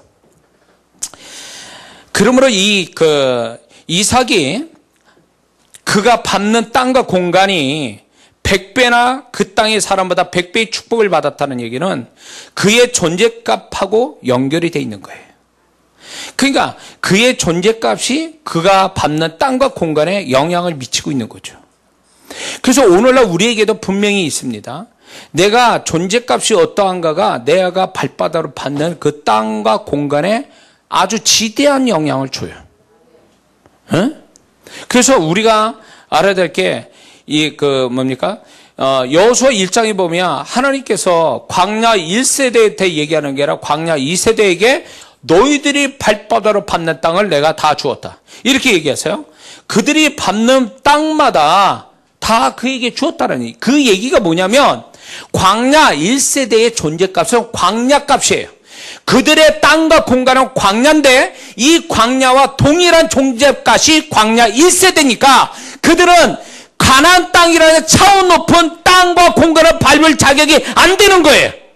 그러니까 그들은 광야와 동일한 값의 존재이기 때문에 광야에서 죽게 돼 있는 거예요. 근데 광야 2세대는 가나안 땅을 밟을 만한 존재값을 가졌기 때문에 하나님께서 그 여호수아를 통해서 그 광야 2세대는 가나안 땅을 밟을 만한 땅과 공간을 차지할 만한 존재값이니까 네 발바닥 받는 거 다 너한테 줬다 이렇게 말씀하는 거예요. 이해가 되세요? 그러므로 오늘날에도 존재값에 따라서 그 사람 밟는 땅이 다르다는 거지. 그런데 자 보세요. 요셉의 경우를 한번 봅시다. 요셉은 아버지의 사랑을 받는 그 아버지 집에 있을 때에 그는 존재값이 어땠습니까? 형들의 미움을 받아서 노예로 팔아먹을 만큼 동생 가치가 없게 만든 거죠. 그러니까 이 요셉은 인격 자체가 잘못된 거예요. 그러니까 이 아버지의 사랑을 받았지만 존재값이 형편없는 자야. 그러니까 그는 아버지 집에 있을 자격이 안 되는 거예요. 존재값이. 그러니까 노예로 팔린 거예요. 노예로 팔렸다는 얘기는 다시 말하면 그의 존재값은 그거에 동일한 거예요. 노예값이. 노예값이었기 때문에 그의 존재값이 노예로 그는 살 수밖에 없었던 거예요. 그런데 거기에서 이 요셉은 하나님이 함께할 만한 존재값을 스스로 높였어요. 그러니까 무슨 일이 벌어집니까? 보디발의 집에서 노예이면서도 가정 총무가 되는 소위 말하면 캡틴, 소위 말하면 넘버 2가 된 거예요. 보디발 다음이에요. 그렇게 돼버리니까 이걸 뭘 얘기하냐? 아버지 집에서도 잊지 못할 존재값이 떨어진 자였는데 노예값으로 있었던 자가 존재값을 높이니까 그 존재값이 높아지니까 가정 총무가 되었다 그 얘기지. 그 땅에서. 그러니까 존재값에 따라서 그 땅에서 떠나기도 하고 그 땅에서 또 존재값이 높아지니까 거기에서 가장 높은 자리에 올라가는 사람이 됐다 그 얘기예요. 그러므로 오늘 우리가 살아갈 때에 내 존재값에 따라 땅과 공간이 받는 게 달라져요. 하나님이 또 그렇게 역사를 하니까요. 그래서 이런 게 있습니다. 하나님께서 축복하실 때에 하나님이 존재값이 높으면 하나님이 축복을 어떻게 하시냐 두 가지로 하는데 첫 번째는 지금 그 사람이 밟고 있는 땅과 공간을 축복하세요. 존재값이 높으면. 그가 밟는 땅이 요새까지 노예로 팔리는 땅과 공간이라도 존재값이 높으면 가정 총무란 데까지 올라가는 거예요. 그래서 땅과 공간을 원망하지 말고 내가 존재값이 높아지면 거기에서 얼마든지 하나님의 축복을 만들어내요. 하나님이 그랬잖아요. 요셉과 함께함으로 그가 범사의 모든 것이 형통했다. 형통했다는 얘기는요. 그가 그 사람들보다 훨씬 높은 열매를 맺었다 그 얘기예요. 그게 어디서 왔는데요? 요셉의 존재값이 높아지니까 그 땅이 축복이 된 거예요. 그가 받는 땅과 공간이.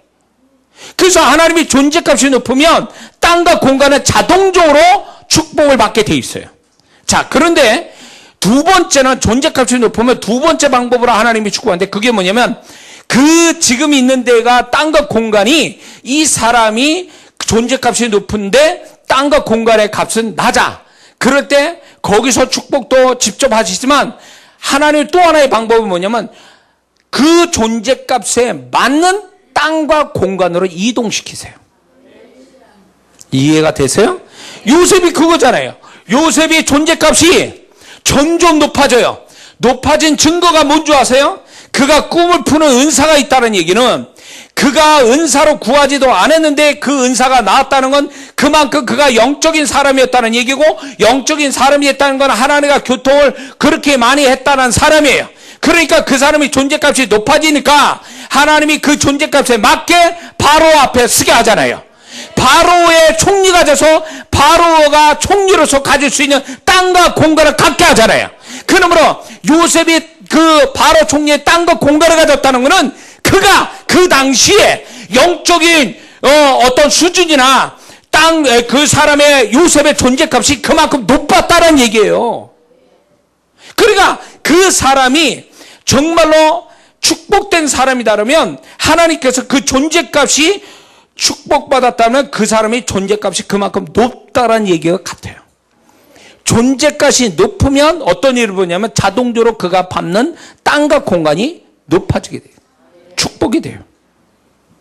그러므로 예수 믿는 사람이 땅과 공간을 탓하지 말고 내가 머무는 땅과 공간에서 존재값을 높이는 열심만 내면 거기가 머물 장소가 아니면 이동시킨다니까. 하나님이 이동을 시켜요. 광야 2세대가 광야에서 머무는 존재가 아니라는 거예요. 왜냐하면 그들은 가나안 땅을 차지할 만한 존재값을 가졌으니까. 아버지 부모 세대가 다른 사람들이에요. 그러니까 부모 세대는 광야값이에요. 존재값이. 그러니까 광야 다 죽고, 광야 2세대는 그들은 존재값이 광야가 아니라 가나안 땅이니까 가나안 땅으로 이동시킨 거예요.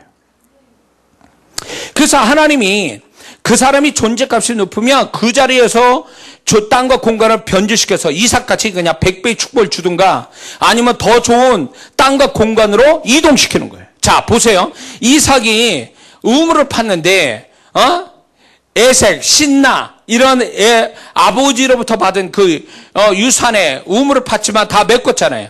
억울하게 다 그런 일 당했잖아요. 그런데 르호봇이라는 더 큰 셈을 얻게 되죠. 이 르호봇으로 이삭이 이 르호봇으로 인도됐다라는 것은요 단순한 얘기가 아니에요. 어쩌다 된 게 아니라 이삭이 100배의 축복을 받은 거와 그 같은 맥락에서 그의 존재값이 높으니까 작은 우물 가지고 안 되니까 큰 우물로 하나님이 이동시킨 거예요. 그러니까 이게 이런 게 있어요. 오늘날 목사님이나 이런 분들이 수단 방법 참 좋은 분들 많아요. 재리에 밝고, 목 잘 알아보고 막 이런 분들이 있어요. 그래서 교회를 그런 식으로 부흥시키는 분들이, 그건 얘기할 게 아니에요. 그런 거는 인간의 재주 가지고 지혜 가지고 하는 거는 그거는 여기에선 아예 열애예요. 그거는 얘기거리도 안 돼. 진짜 하나님이 이렇게 제가 이제 그 기독교 방송을 이렇게 보면서 훅 하고 하나님이 저한테 감동을 주시는 게 뭐냐면, 어느 목사님, 큰 교회 목사님인데 누구라고 얘기하고 싶지 않아요. 근데 딱 그분을 보는 순간에 예배 실황을 딱 보는데 그분에 대한 감동이 저한테 훅 오는 거예요. 성령의 감동이. 아, 저 사람은 존재값이 엄청 높구나. 그래서 하나님이 저렇게 축복하시구나. 그분은 내가 잘 알지 못하지만 그분은 인간적인 재주가 없는 사람이에요. 그분은 그런 큰 교회 되기까지의 비즈니스 마인드도 없는 사람이에요. 그러니까 나는 그분을 보면서 정말 하나님이 축복한 사람이구나. 순수하게. 그러면서 그분이 부러운 거예요. 큰 교회 가졌다는 게 부러운 게 아니라, 하나님이 저렇게 존재값이 높아서 저렇게 귀하게 여겨서 저 사람이 방법도 수단도 지혜도 없는데도 불구하고 저렇게 축복하는 거 보면 존재값이 엄청 높은 사람이에요. 근데 그분의 들리는 손 보면 그분의 하신 일들이 다 은혜스러워요. 진짜 순수한 마음으로 해요. 계산 없는 순수한 마음으로 해요. 아, 저거구나. 너무너무 부럽더라고. 저렇게 하나님 앞에 저렇게 존재값이 높아서 하나님 방법이 없어도 하나님이 저렇게 그냥 막 이삭같이 100배로 축복해 주는 저런 사람을 보면서, 야, 나는 아직 멀었구나. 나는 아직 멀었구나. 그분이 아시죠. 사람이 보는 거하고 그분이 보는 건 달라요, 차원이. 근데 그분은 하나님께 인정받은 사람이에요. 내가 장난컨대 틀림없어요, 그분은. 그러니까 그분을 보면서 얼마나 좋을까. 하나님이 저렇게 존귀하게 여기시고 방법이 없어도 그가 하는 것에, 그가 만나는 영혼에, 자기가 섬기는 교회에 하나님이 부어주시는 은혜들이 그 교회에 있는 거예요. 부러운 거지, 그게. 난 부러운 거예요. 역시 차원이 다르구나. 저는 그런 관점으로 그분을 봤어요. 다른 분은 어떻게 볼지 몰라요. 이건 틀림없어요. 제가 받은 것은 틀림없어요. 그래서 제가 이제 이게 세상적인 방법을 통해서 교회 부흥시킨 분들도 많이 봐요. 근데 그분들을 딱 상대하잖아요. 존재값이 안 되는 분이에요. 근데 재주가 좋아. 근데 사람은 그분을 이렇게 저렇게 아주 좋은 말을 하는데 제가 딱 볼 때는 불쌍한 영혼이에요. 근데 그분도 눈이 가려져서 주님의 판단을 몰라요. 그냥 지금 되어지는 일이 이 꼴 나야. 그래가지고 그걸 굉장히 자랑 삼아 얘기해요.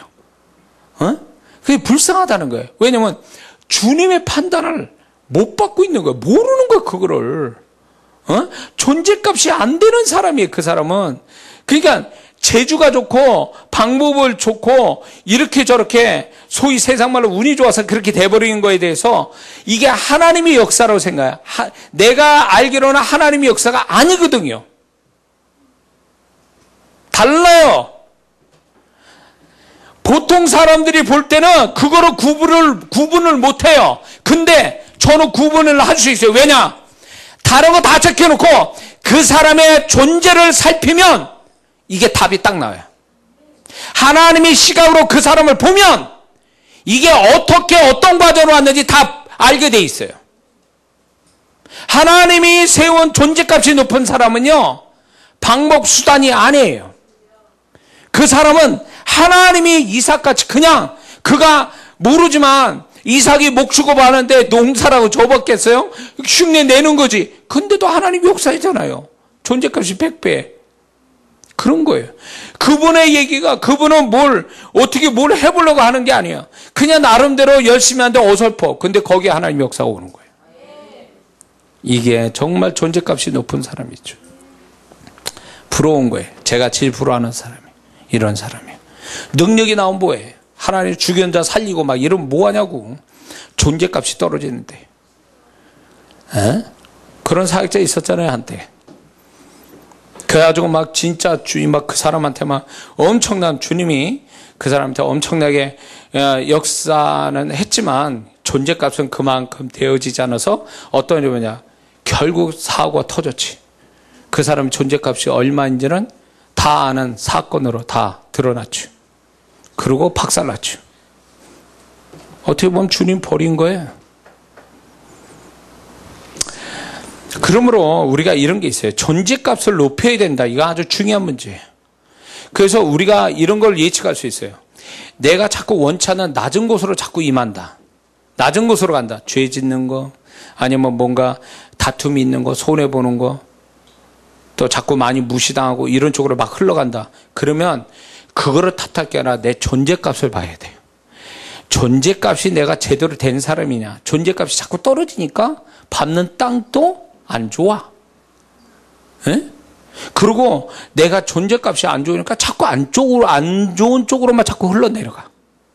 그러기 때문에 내가 땅과 공간을 밟는 그곳에서 뭔가 안 좋은 일이 벌어지면 그거를 탓할 게 아니라 내 존재값을 돌아봐야 돼요. 그러면 거기에 답이 나와요. 그게 근본적인 원인이니까. 왜? 내가 나의 존재와 연결되지 않는 나의 일이라는 건 있을 수 없어요. 나의 존재와 연결되는 일들이에요. 다 내 삶은.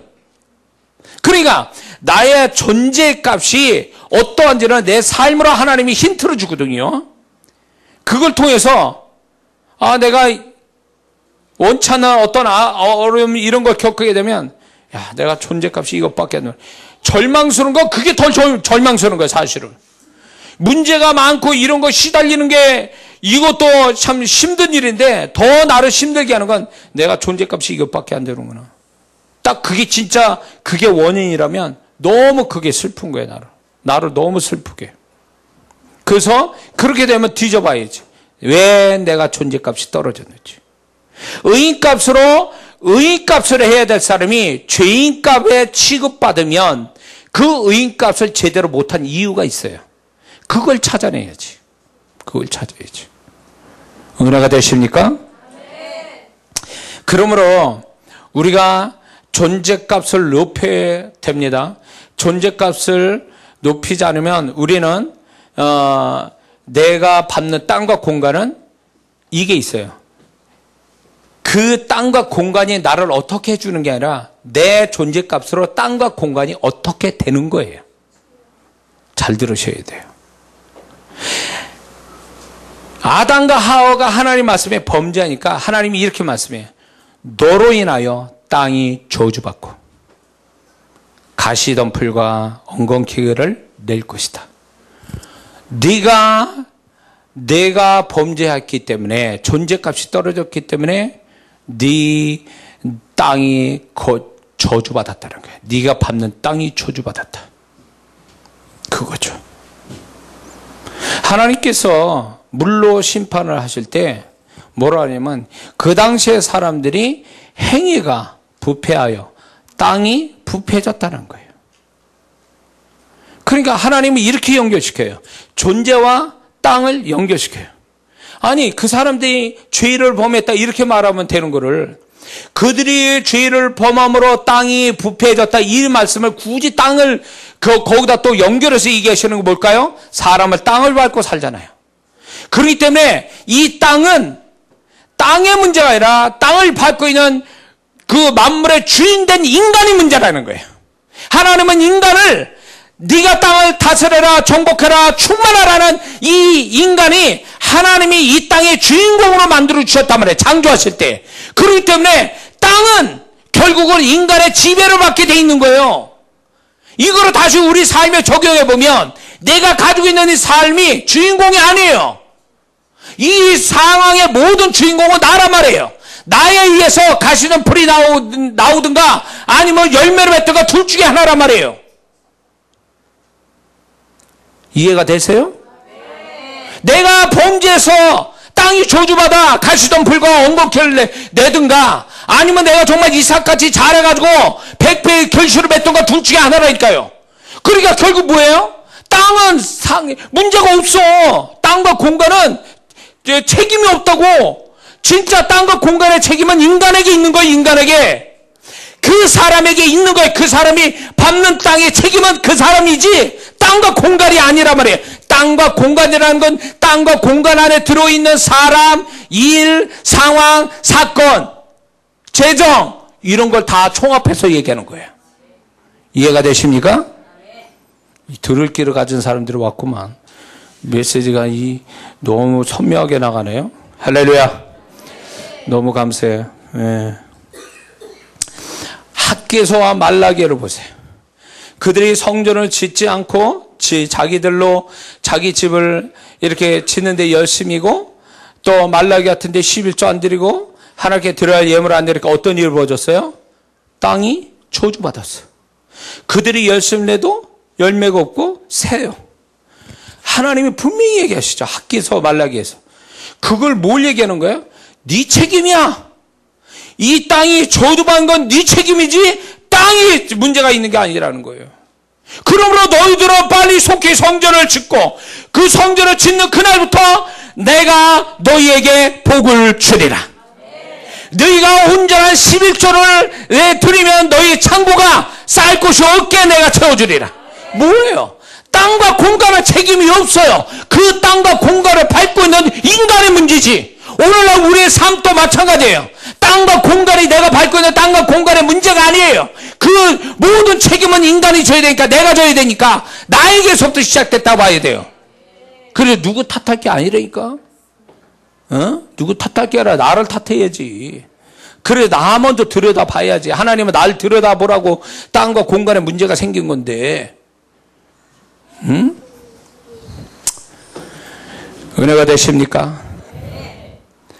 사람의 존재값은 각각 달라요.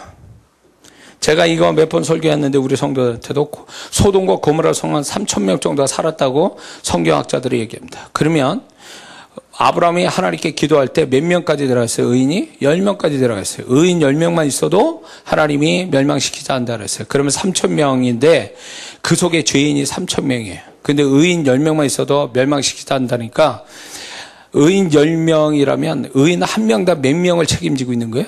300명이에요. 의인 하나 값이 죄인 300명 생명값이에요. 대단한 거죠. 중요한 논리예요. 중요한 원리예요.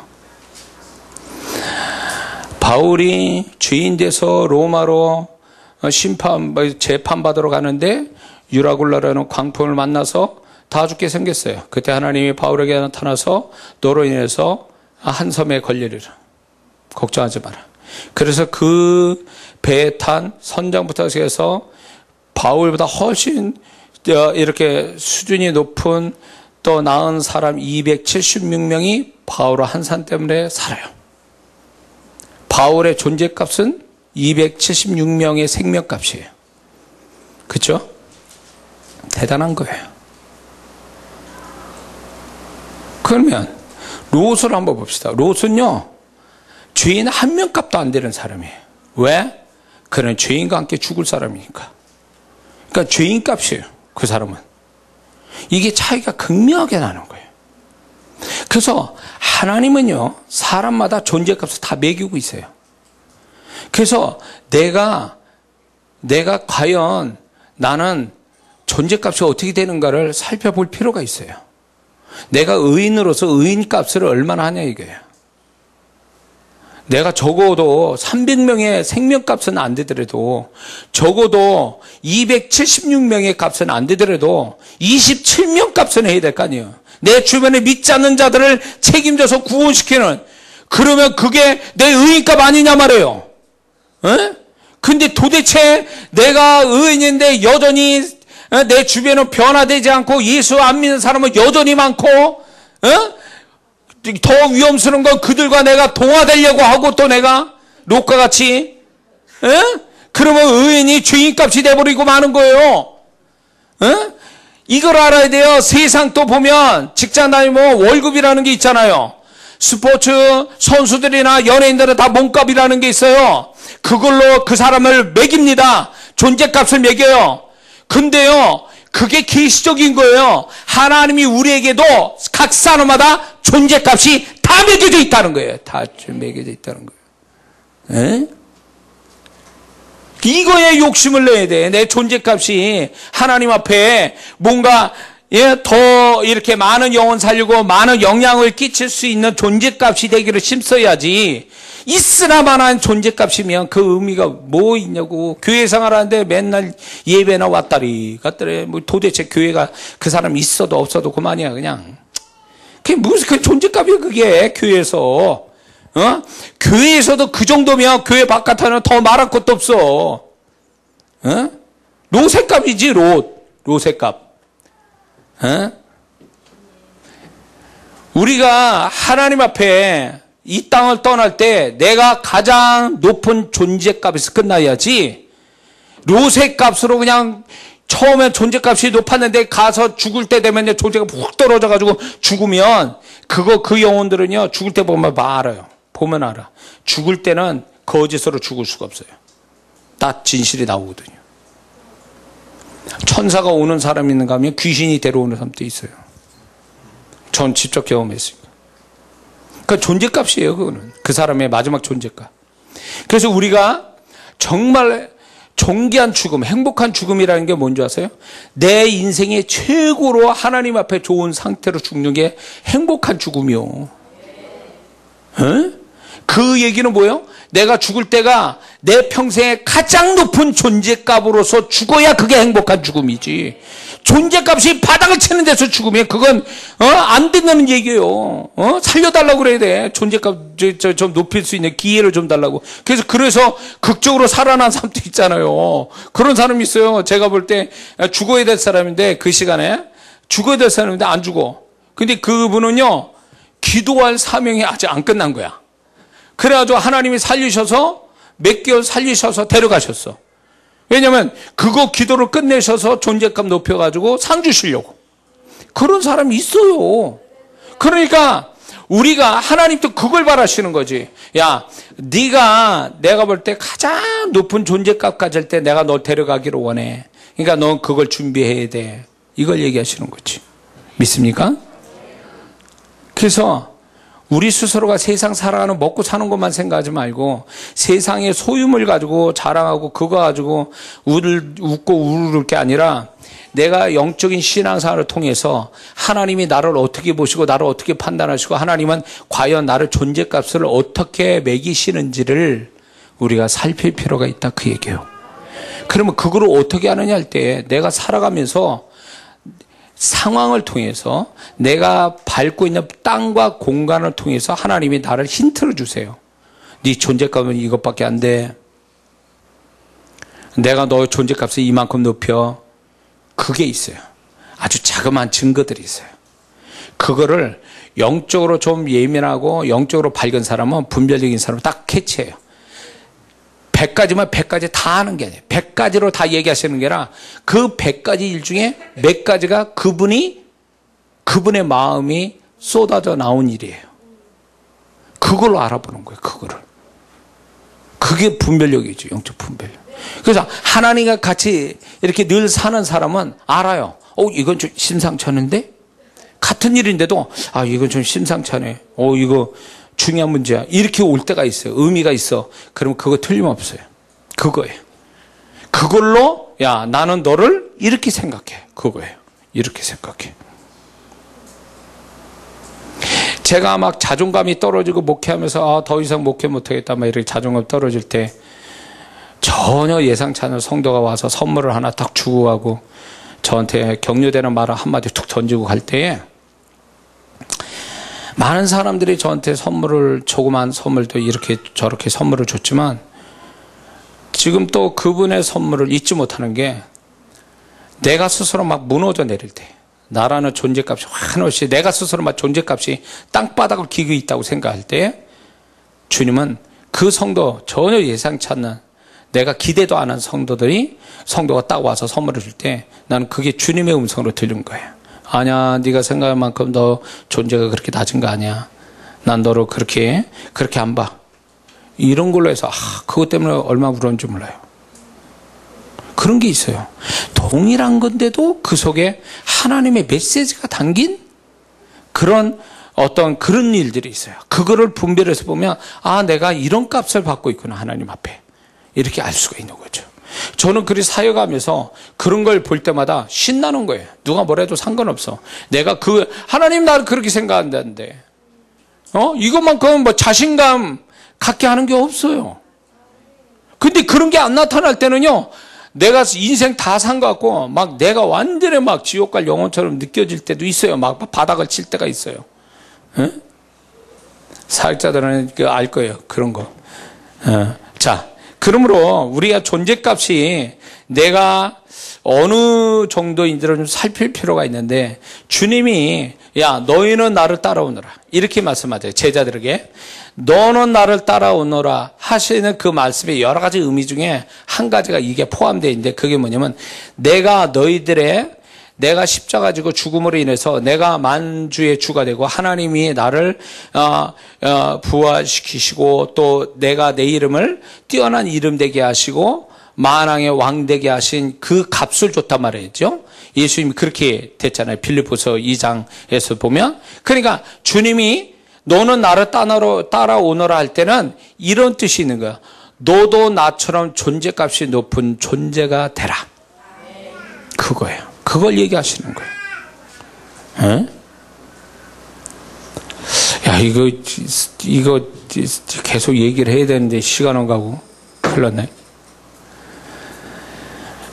자, 그래서 이제 가장 중요한 거죠. 우리가 그러면 존재값을 어떻게 알며 존재값을 높이는 건 뭐냐는 거예요. 이게 아주 중요한 문제. 이거 얘기하려고 지금까지 얘기한 건데. 자, 그러면 뭘로 우리는 존재값을 알고 존재값을 높일까 할 때 제가 이제 짤막하게 다 얘기하겠습니다. 첫 번째는 그 사람 마음에 무엇이 쌓였느냐는 거예요. 마음에 무엇이 쌓였냐에 따라 그 사람의 존재값을 알 수 있다는 거죠. 마태복음 12장 35절에 선한 사람은 그 쌓은 선에서 선한 것을 내고 악한 사람은 그 쌓은 악에서 악한 것을 내니라. 그러므로 그 사람의 마음에 쌓여진 것이 그 사람의 존재값이에요. 그래서 안 좋은 게 잔뜩 쌓이면 그 사람은 겉으로 아무리 이렇게 뭘 하는 것처럼 해도 아니요, 그 사람이 쌓인 걸로 하나님이 아시기 때문에 그 쌓인 걸로 그 사람 존재값을 정한다는 거죠. 그러므로 우리는 좋은 것을 쌓아서 하나님께 내면적으로 존재값이 높은 존재가 되기를 힘써야 될 줄 믿습니다. 두 번째는 내가 영적이냐 육적이냐, 그걸로 하나님이 존재값을 매기는데, 그 영적이냐 육적인가는 뭘로 결정적으로 나타나냐면 생각으로 나타나는 거예요. 생각에서 그게 영적이냐 육적이냐를 결정되는데, 로마서 8장 5절에서 8절을 보면 육신에 따른 자를 육신의 일을, 영을 따른 자를 영의 일을 생각하나니 육신의 생각은 사망이요 영의 생각은 생명과 평안이니라. 육신의 생각을 하나님과 원수되나니 이나 하나님의 법에 굴복하지 아니할 뿐만 아니라 할 수도 없습니다. 육신에 있는 자라 하나님 기쁘시게 할 수 없느니라. 잠언서 23장 7절에 마음의 생각이 어떠하면 그 위인도 그 됨됨이도 그러한지. 그러므로 그 사람의 생각이 영적이냐 육적이냐 따라서 그 사람의 존재값이 달라진다는 거예요. 이해가 되시죠? 그 다음에 세 번째는 무슨 언어로 쓰느냐는 거. 언어. 어떤 언어 쓰냐. 마태복음 12장 26절에 보니까 내가 너희에게 이르노니 사람이 무슨 무익한 말을 하든지 심판날에 이에 대하여 신문을 받으리니 내 말로 의롭다함을 받고 내 말로 정죄함을 받으리라. 그러므로 말로 인해서 그 사람이 의롭다함을 존재감도 되지만 정죄함도 받는 존재값도 된다는 거예요. 그 언어 자체가. 함부로 말하면 돼요. 함부로 말하면 안 된다. 그래서 마귀는 자꾸 우리의 존재값 떨어뜨리기 위해서 이런 친구도 있어요. 행동은 참 바르라, 잘해. 근데 말이 이게 문제인 거예요. 말이 입이 방정이에요. 그냥 아주 말로 다 쏟는 사람이 있어요. 위험해요. 사단이 이 입술에 수준을 낮추어서 우리의 존재값을 자꾸 떨어뜨리려고 역사하거든요. 우리 언어를 높여야 돼요. 언어의 수준을 높여야 돼요. 그게 존재값을 높이는 거니까. 그 다음에 네 번째는 거룩함이에요. 거룩함의 수준이 그 사람의 존재값이 돼요. 거룩함이. 그 다음에 다섯 번째는 영향력의 문제예요. 내가 얼마나 선하고 영적인 영향력을 끼치냐 이 문제예요. 그 영향력을 선하고 영적인 영향을 잘 끼치는 사람일수록 그 존재값이 거기에서 결정이 나는 겁니다. 할렐루야. 그래서 이 역할의 문제가 아니라 어떤 일이나 역할의 문제가 아니라 영향력을 끼치는 거예요. 빛과 소금처럼 영향력이 있느냐는 거예요. 그걸로 그 사람의 존재값을 결정한다는 거죠. 그 다음에 주님의 마음을 얼마나 가졌느냐. 그 사람 마음 안에 주님의 마음을 얼마나 가졌느냐. 이것이 그 사람의 존재값이 돼요. 그나마 그래도 제가 이 강단에서 이 나이 되도록 그래도 하나님이 저를 무엇인가 말할 수 있고 사역할 수 있게 만들어주신 건 조금이라도 제가 주님의 마음이 제 안에 있음을 주님이 그걸 귀하게 해서 쓰신다고 저 믿습니다. 그게 없으면 말장난에 지나지 않고 말쟁이에 지나지 않는 거죠. 그런데 주님이 그것이 있게 되면 자꾸 주님을 얘기하게 만드는 것도 결국은 주님이 내 안에 그 안에 주님의 마음이 있음을 쓰신다고 해서 저는 그게 너무 고마운 거죠. 그 다음에 뭐가 있냐면 주님과 친밀한 소통이 있는가 없는가에 따라서 그 사람의 존재값이 달라져요. 이 주님의 친밀함이라는 것은 결국 뭐냐면 친밀한 소통은 결국 무엇을 말하냐면 동행한다라는 말하고 연결이 돼요. 에녹, 엘리야, 하나님과 동행한 자, 노아 이렇게 하나님과 동행한 자들은 어떻게 됩니까? 죽음을 맛보지 않고 하나님께 들림받거나 구원을 받는 역사가 일어나지 않습니까? 그러니까 이 주님과 오늘 이 시대에 주님이 공중에 재림할 때 죽음을 맛보지 않고 사는 자의 정말로 필요한 신앙은 뭐냐면 주님과 친밀한 소통을 하며 사는 거예요. 이게 존재값을 높이는 비결이라는 거죠. 할렐루야. 그 다음에 이런 겁니다. 사명과 비전 따라 사는 사람이요.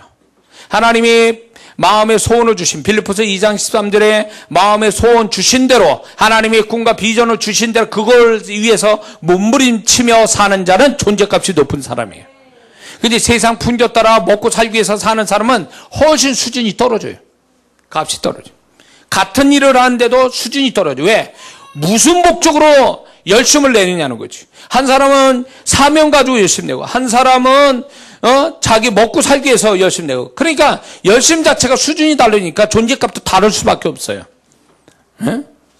그러니까 비전이냐, 사명이냐, 생활이냐.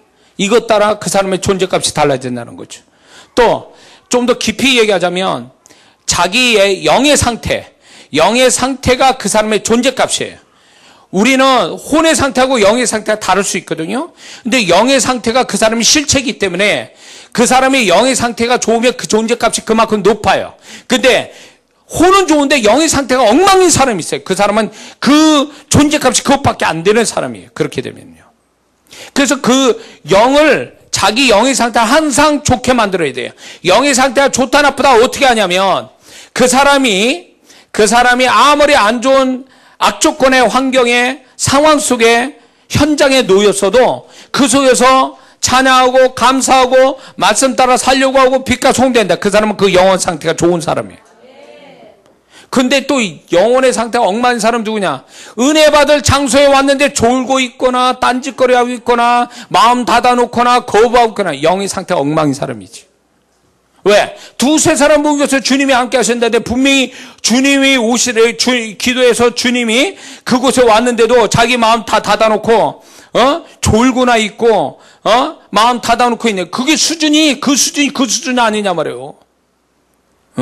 어떤 사람은 진짜 지옥 같은 상황 속에서도 하나님 찬양하고 만나고 주님 기쁘게 하고 막 이러는데 그 사람의 존재값이 그 정도인데 이거는 은혜 받으러 한 장소에 와서도 마음 닫아놓고 딴짓거리는 이 수준이 차원이 다르지. 완전히 극에서 극이지. 벌써 아는 거야. 자기가 알아. 자기 영혼의 상태를 그렇게 보면 딱 자기 영혼의 상태가 보인다고. 그리고 이제 우리가 또 하나는 이제 주님을 일상에서 높이는 사람이 존재값이 높은 사람이에요. 일상에서 주님을 높이는 사람. 그러니까 주님을 발견하는 거죠. 자기 삶 속에서 주님이 이렇게 도우시군요. 이렇게 계시는군요. 그래서 감사합니다. 찬양하고 이런 사람이 존재값이 높아요. 이해가 되십니까? 그러니까 주님을 발견해서 주님의 고마움을 아는 사람. 그게 존재값이 높은 사람이에요. 생각해 보세요. 수많은 사람 중에 나를 알아줘. 누가? 그러면 그 사람이 고맙고 귀하게 여기잖아요. 똑같은 거예요. 주님은 우리와 함께 계시잖아요. 근데 그 주님을 날마다 발견해. 사소한 곳에서 아주 세밀한 데서. 그러면 주님이 얼마나 좋아하시겠냐고. 그게 그 사람의 존재값이에요. 근데 주님이 역사를 하고 난리 쳤는데도 몰라. 존재값이 엉망이지 뭐. 그건 볼 거 없어요. 그거. 볼 거 없다고. 이래가지고 존재값이 뚝뚝 떨어져도 될 일도 안 되고 그 축복 못 받는 사람도 부지기수예요. 그가 그의 일상에서 주님을 좀 높이고 주님과 함께 사는 법을 배우면 존재값이 높아져서 주님이 알아봐서 그 사람이 안 될 일도 되게 하시고 없는 것도 생기게 하시고 잘못된 것도 고쳐주시고 막 이런 역사가 막 올 텐데 이게 주님을 높이지 않으니까 주님을 발견하지도 않고 주님께 감사할 것도 없고 막 이렇게 살아가니까 이 사람이 존재값이 뚝뚝뚝 떨어지는 거예요. 땅과 공간을 원망하지 말고 내가 어떤 존재고 어떤 존재값을 가졌는지 한번 살펴보면 답이 나온다는 거죠. 할렐루야. 하나님이 존재값이 높아지면 하나님이 땅과 공간의 축복만 오는 것이 아니라 하나님의 마음에 그 사람을 늘 두고 사신다는 거죠. 그래서 제가 사역해 보면 이 말이 무슨 말이냐면 제가 사역을 딱 해보면 이렇게 그분이 마음을 가지시는 게 사람마다 각각 달라요. 이거를 좀 어떻게 표현하자면 어떤 사람은 진하게 나타나고 어떤 사람은 흐리하게 나오고 어떤 사람은 그냥 마음 없이 얘기하시는 것 같기도 하고. 그러니까 그분이 그 상대방에 대한 그 영혼에 대한 마음이 그 강도가 달라요. 그러니까 존재값이 높으면 높을수록 하나님의 마음이 잔뜩 가는 거예요. 그 사람에게. 그러니까 하나님의 마음에 두고 있다는 게 굉장히 중요한 얘기예요. 이게. 존재값이 높으면 그렇게 됩니다. 그리고 이런 사람은 하나님이 절대적 지지하심과 보호하심이 있다는 거죠. 그리고 이런 사람은요 영적으로도 인정받아요. 한 예로 사도행전 19장 12절에서 16절에 보면 이런 얘기합니다. 귀신이 이런 얘기해요. 유대의 한 제사장 스게와의 7 아들들도 바울같이 이 일을 행하더니 악귀가 대답하여 이르되 내가 예수도 알고 바울도 알거니와 너희는 도대체 누구냐?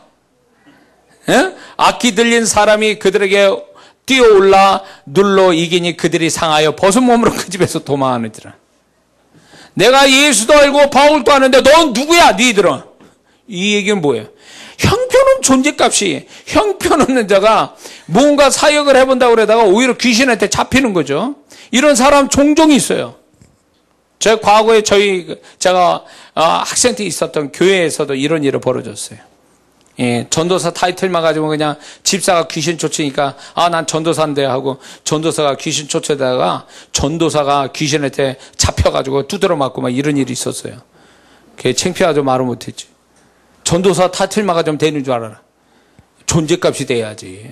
그 집사님은 귀신 쫓은 집사님은 그분이 간증이 있었어요. 폐결핵에서 살아난 분인데 주님의 은혜로 고침받았어요. 그러니까 이분이 주님 앞에 얼마나 충성자라고 기도를 얼마나 많이 하는지 몰라요.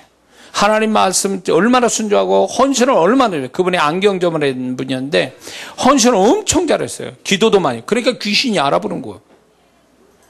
근데 전도사라고 젊은 전도사가 귀신 쫓는다고 그 사람 들어갔다가 귀신한테 잡혀가지고 막 두드러 맞고 막 난리가 났지 뭐. 존재값이 떨어지니 전도사가 뭐가 있어. 그게 귀신들이 그거 아주 무서울 줄 아세요? 에? 존재값으로 무서워하지 타이틀 가지고 무서워하냐고. 여기 사역자분들 잘 들으셔야 돼요. 타이틀 가졌다고 그게 다 되는 게 아니오. 그건 사람들이 인정이지 주님도 인정해 주냐 말이에요. 특히 귀신한테 인정받느냐는 거예요. 내가 존재값이 어찌한지는 귀신이 확 들린 사람 있죠. 거기 한번 가. 진짜 그러면요 개인들은 다 알아봐. 진짜 알아봐. 그 어느 목사님은 그랬대. 그 극동방송에 이제 간증도 나온 점쟁이 됐다가 이제 예수 믿어서 이제 목사가 된 분이 있어요. 그분이 간증을 극동방송에 했는데 그분을 제가 알거든요. 근데 그분이 딱 귀신이 확 잡힐 때에 잡혀서 점을 치는데 딱 그 목사님 들어오는데 목사님이 막 이 빛이 나더라고요. 후광이 막 빛이 나면서 그게 두려움이 오더라고요. 두려움이. 그래가지고 눈도 못 뜨고 막 두려워가지고 숨 못 대는 거예요. 그게 존재값이지. 그게 존재값이지. 그런 목사가 돼야 되고 그런 사역자가 돼야지. 타이틀만 가지고 있으면 그게 존재값이냐고. 에? 그래서 이렇게 귀신 들린 사람한테 가가지고 평가를 받아. 나 누군데? 이러면서 한번 그럼 그 귀신이 얘기할 거예요. 야, 너 집에 가라. 진짜 그런다니까, 진짜. 너 안 돼. 너 그냥 가. 이런, 진짜 그런 사역자 있어요. 진짜 들은 얘기야, 내가. 응? 그런데 어떤 사역자는 들어가면 막 두려워서 눈을 못 뜨고 막 이런 사역자 있어요. 그게 존재값이지. 응? 그러니까, 사람끼리는 서로 인정하고 그러는데, 어떨 때 제가 이제 귀신 들린 자 이런 사역을 이렇게 할 때가 있으면, 이제 나도 이제 제가 이 얘기대로 얘네들이 나를 알아보나, 얘네들이 정말 내가 말한 대로 정말 되는 거야, 안 되는 거야, 그러면서 사람들은 모르지만 나는 그걸 생각하고 사역할 때가 많거든요. 막 이렇게 할 때. 그럼 안 나가고 막 이것들을 버팅기면 내가 얘네들 못 이기는 존재값인가 막 이런 생각도 들고 막 겁이 나기도 하고 막 이래요. 그래서 사람끼리는 서로 오해할 수 있어. 근데 귀신은 영의 존재니까 영적으로 다 알아본다는 거지. 그러니까 그 특별한 사역자들한테는 그렇게 하지만 그렇게 할 수 없잖아요. 평신도들은. 그러니까 그걸로 귀신한테 평가받지 말고 삶에서 주님이 나를 어떻게 대하시는가를 통해서 존재값을 확인하기를 주의 이름으로 축원합니다. 그 다음에 이 존재값이 높은 사람은요, 하나님의 계시가 잘 떨어져요. 하나님의 비밀한 것들을 잘 알려주세요. 이 존재값이 높은. 그러니까 이 사람은 은사를 안 구해도 그냥 자동이에요. 그냥 알아서 하나님이 그 사람한테 중요한 계시들을 기도 가운데 주거나 말씀 읽다가 아니면 그 영적인 감동으로 탁탁탁 알게 돼요. 이게 굉장한 거예요, 이게. 은사 달라고 막 기를 쓰고 막 그렇게 안 해도 그 사람이 존재값이 높으면 요셉처럼 그거 기도했습니까? 어디 기도해서 꿈꾸는 은사 받았다고 어디 나와 있어, 성경에. 그가 하나님과 함께 살기 위해서 영적인 사람들과 자연히 막 영적인 통로가 막 열려서 그렇게 된 거잖아요. 그러니까 그거예요. 이 존재값이 높으면 자동적으로 영적인 사람이 되고 영적인 은사들이 그냥 저절로 나온다는 거죠. 그렇게 우리 모두가 되기를 주의 이름으로 축원합니다. 마지막으로 언어의 권세를 갖게 돼요. 주님의 존재값이 높은 사람은 언어의 능력이 있어요. 언어의 능력이 아주 확실하게 나타나요. 그래서 이런 사람이 기도 한번 해주거나 이런 사람이 믿음 고백하거나 이러면 딱 그게 다른 사람보다 훨씬 더 현상이 빨리 일어나요. 의인의 강구는 역사하는 힘이 많다. 할렐루야. 그렇기 때문에 우리가 이 존재값이 높아지는 것, 이것은 내 인생 살아가는데 아주 절대적인 목표예요. 이게 결국은 내 영혼의 갈 길, 또 하나님 앞에 넉넉하게 이 땅을 떠날 때 넉넉한 나의 모습이 되게 하는 아주 중요한 목표예요. 그래서 우리가 먹고 사는 거, 하나님의 여러 가지 육신적인 축복 좋습니다. 그러나 정말 중요한 거, 정말 이 땅이 아니라 저 세상까지 가서도 굉장히 중요한 문제는, 중요한 목표는 존재값을 높이는 거예요. 주님처럼. 주님이 이 땅에 오실 때 초라하게 오시고 죄인으로 죽으셨지만 그분의 존재값은 영원하고 이 세상 어떤 존재보다 가장 높은 존재값을 갖고 있잖아요. 그러면서 그 주님이 너희는 나와 같은 길을 가라. 나와 같은 존재값을 가지고 살아라. 그거예요. 그렇기 때문에 우리가 주님의 길을 간다는 것은 단지 우리가 전도하고 기도하는 것이 아니라 결국 주님 같은 존재가 되는 것. 그래서 존재값을 높여서 내가 주님을 높여드리고 또 내 주변을 정말로 주님이 기뻐하는 상태로 바꿔놓고 그리고 내가 넉넉하게 천국 들어가는 우리의 모습이 되어야 될 줄 믿습니다. 이렇게 되기를 주의 이름으로 축원합니다. 기도하겠습니다.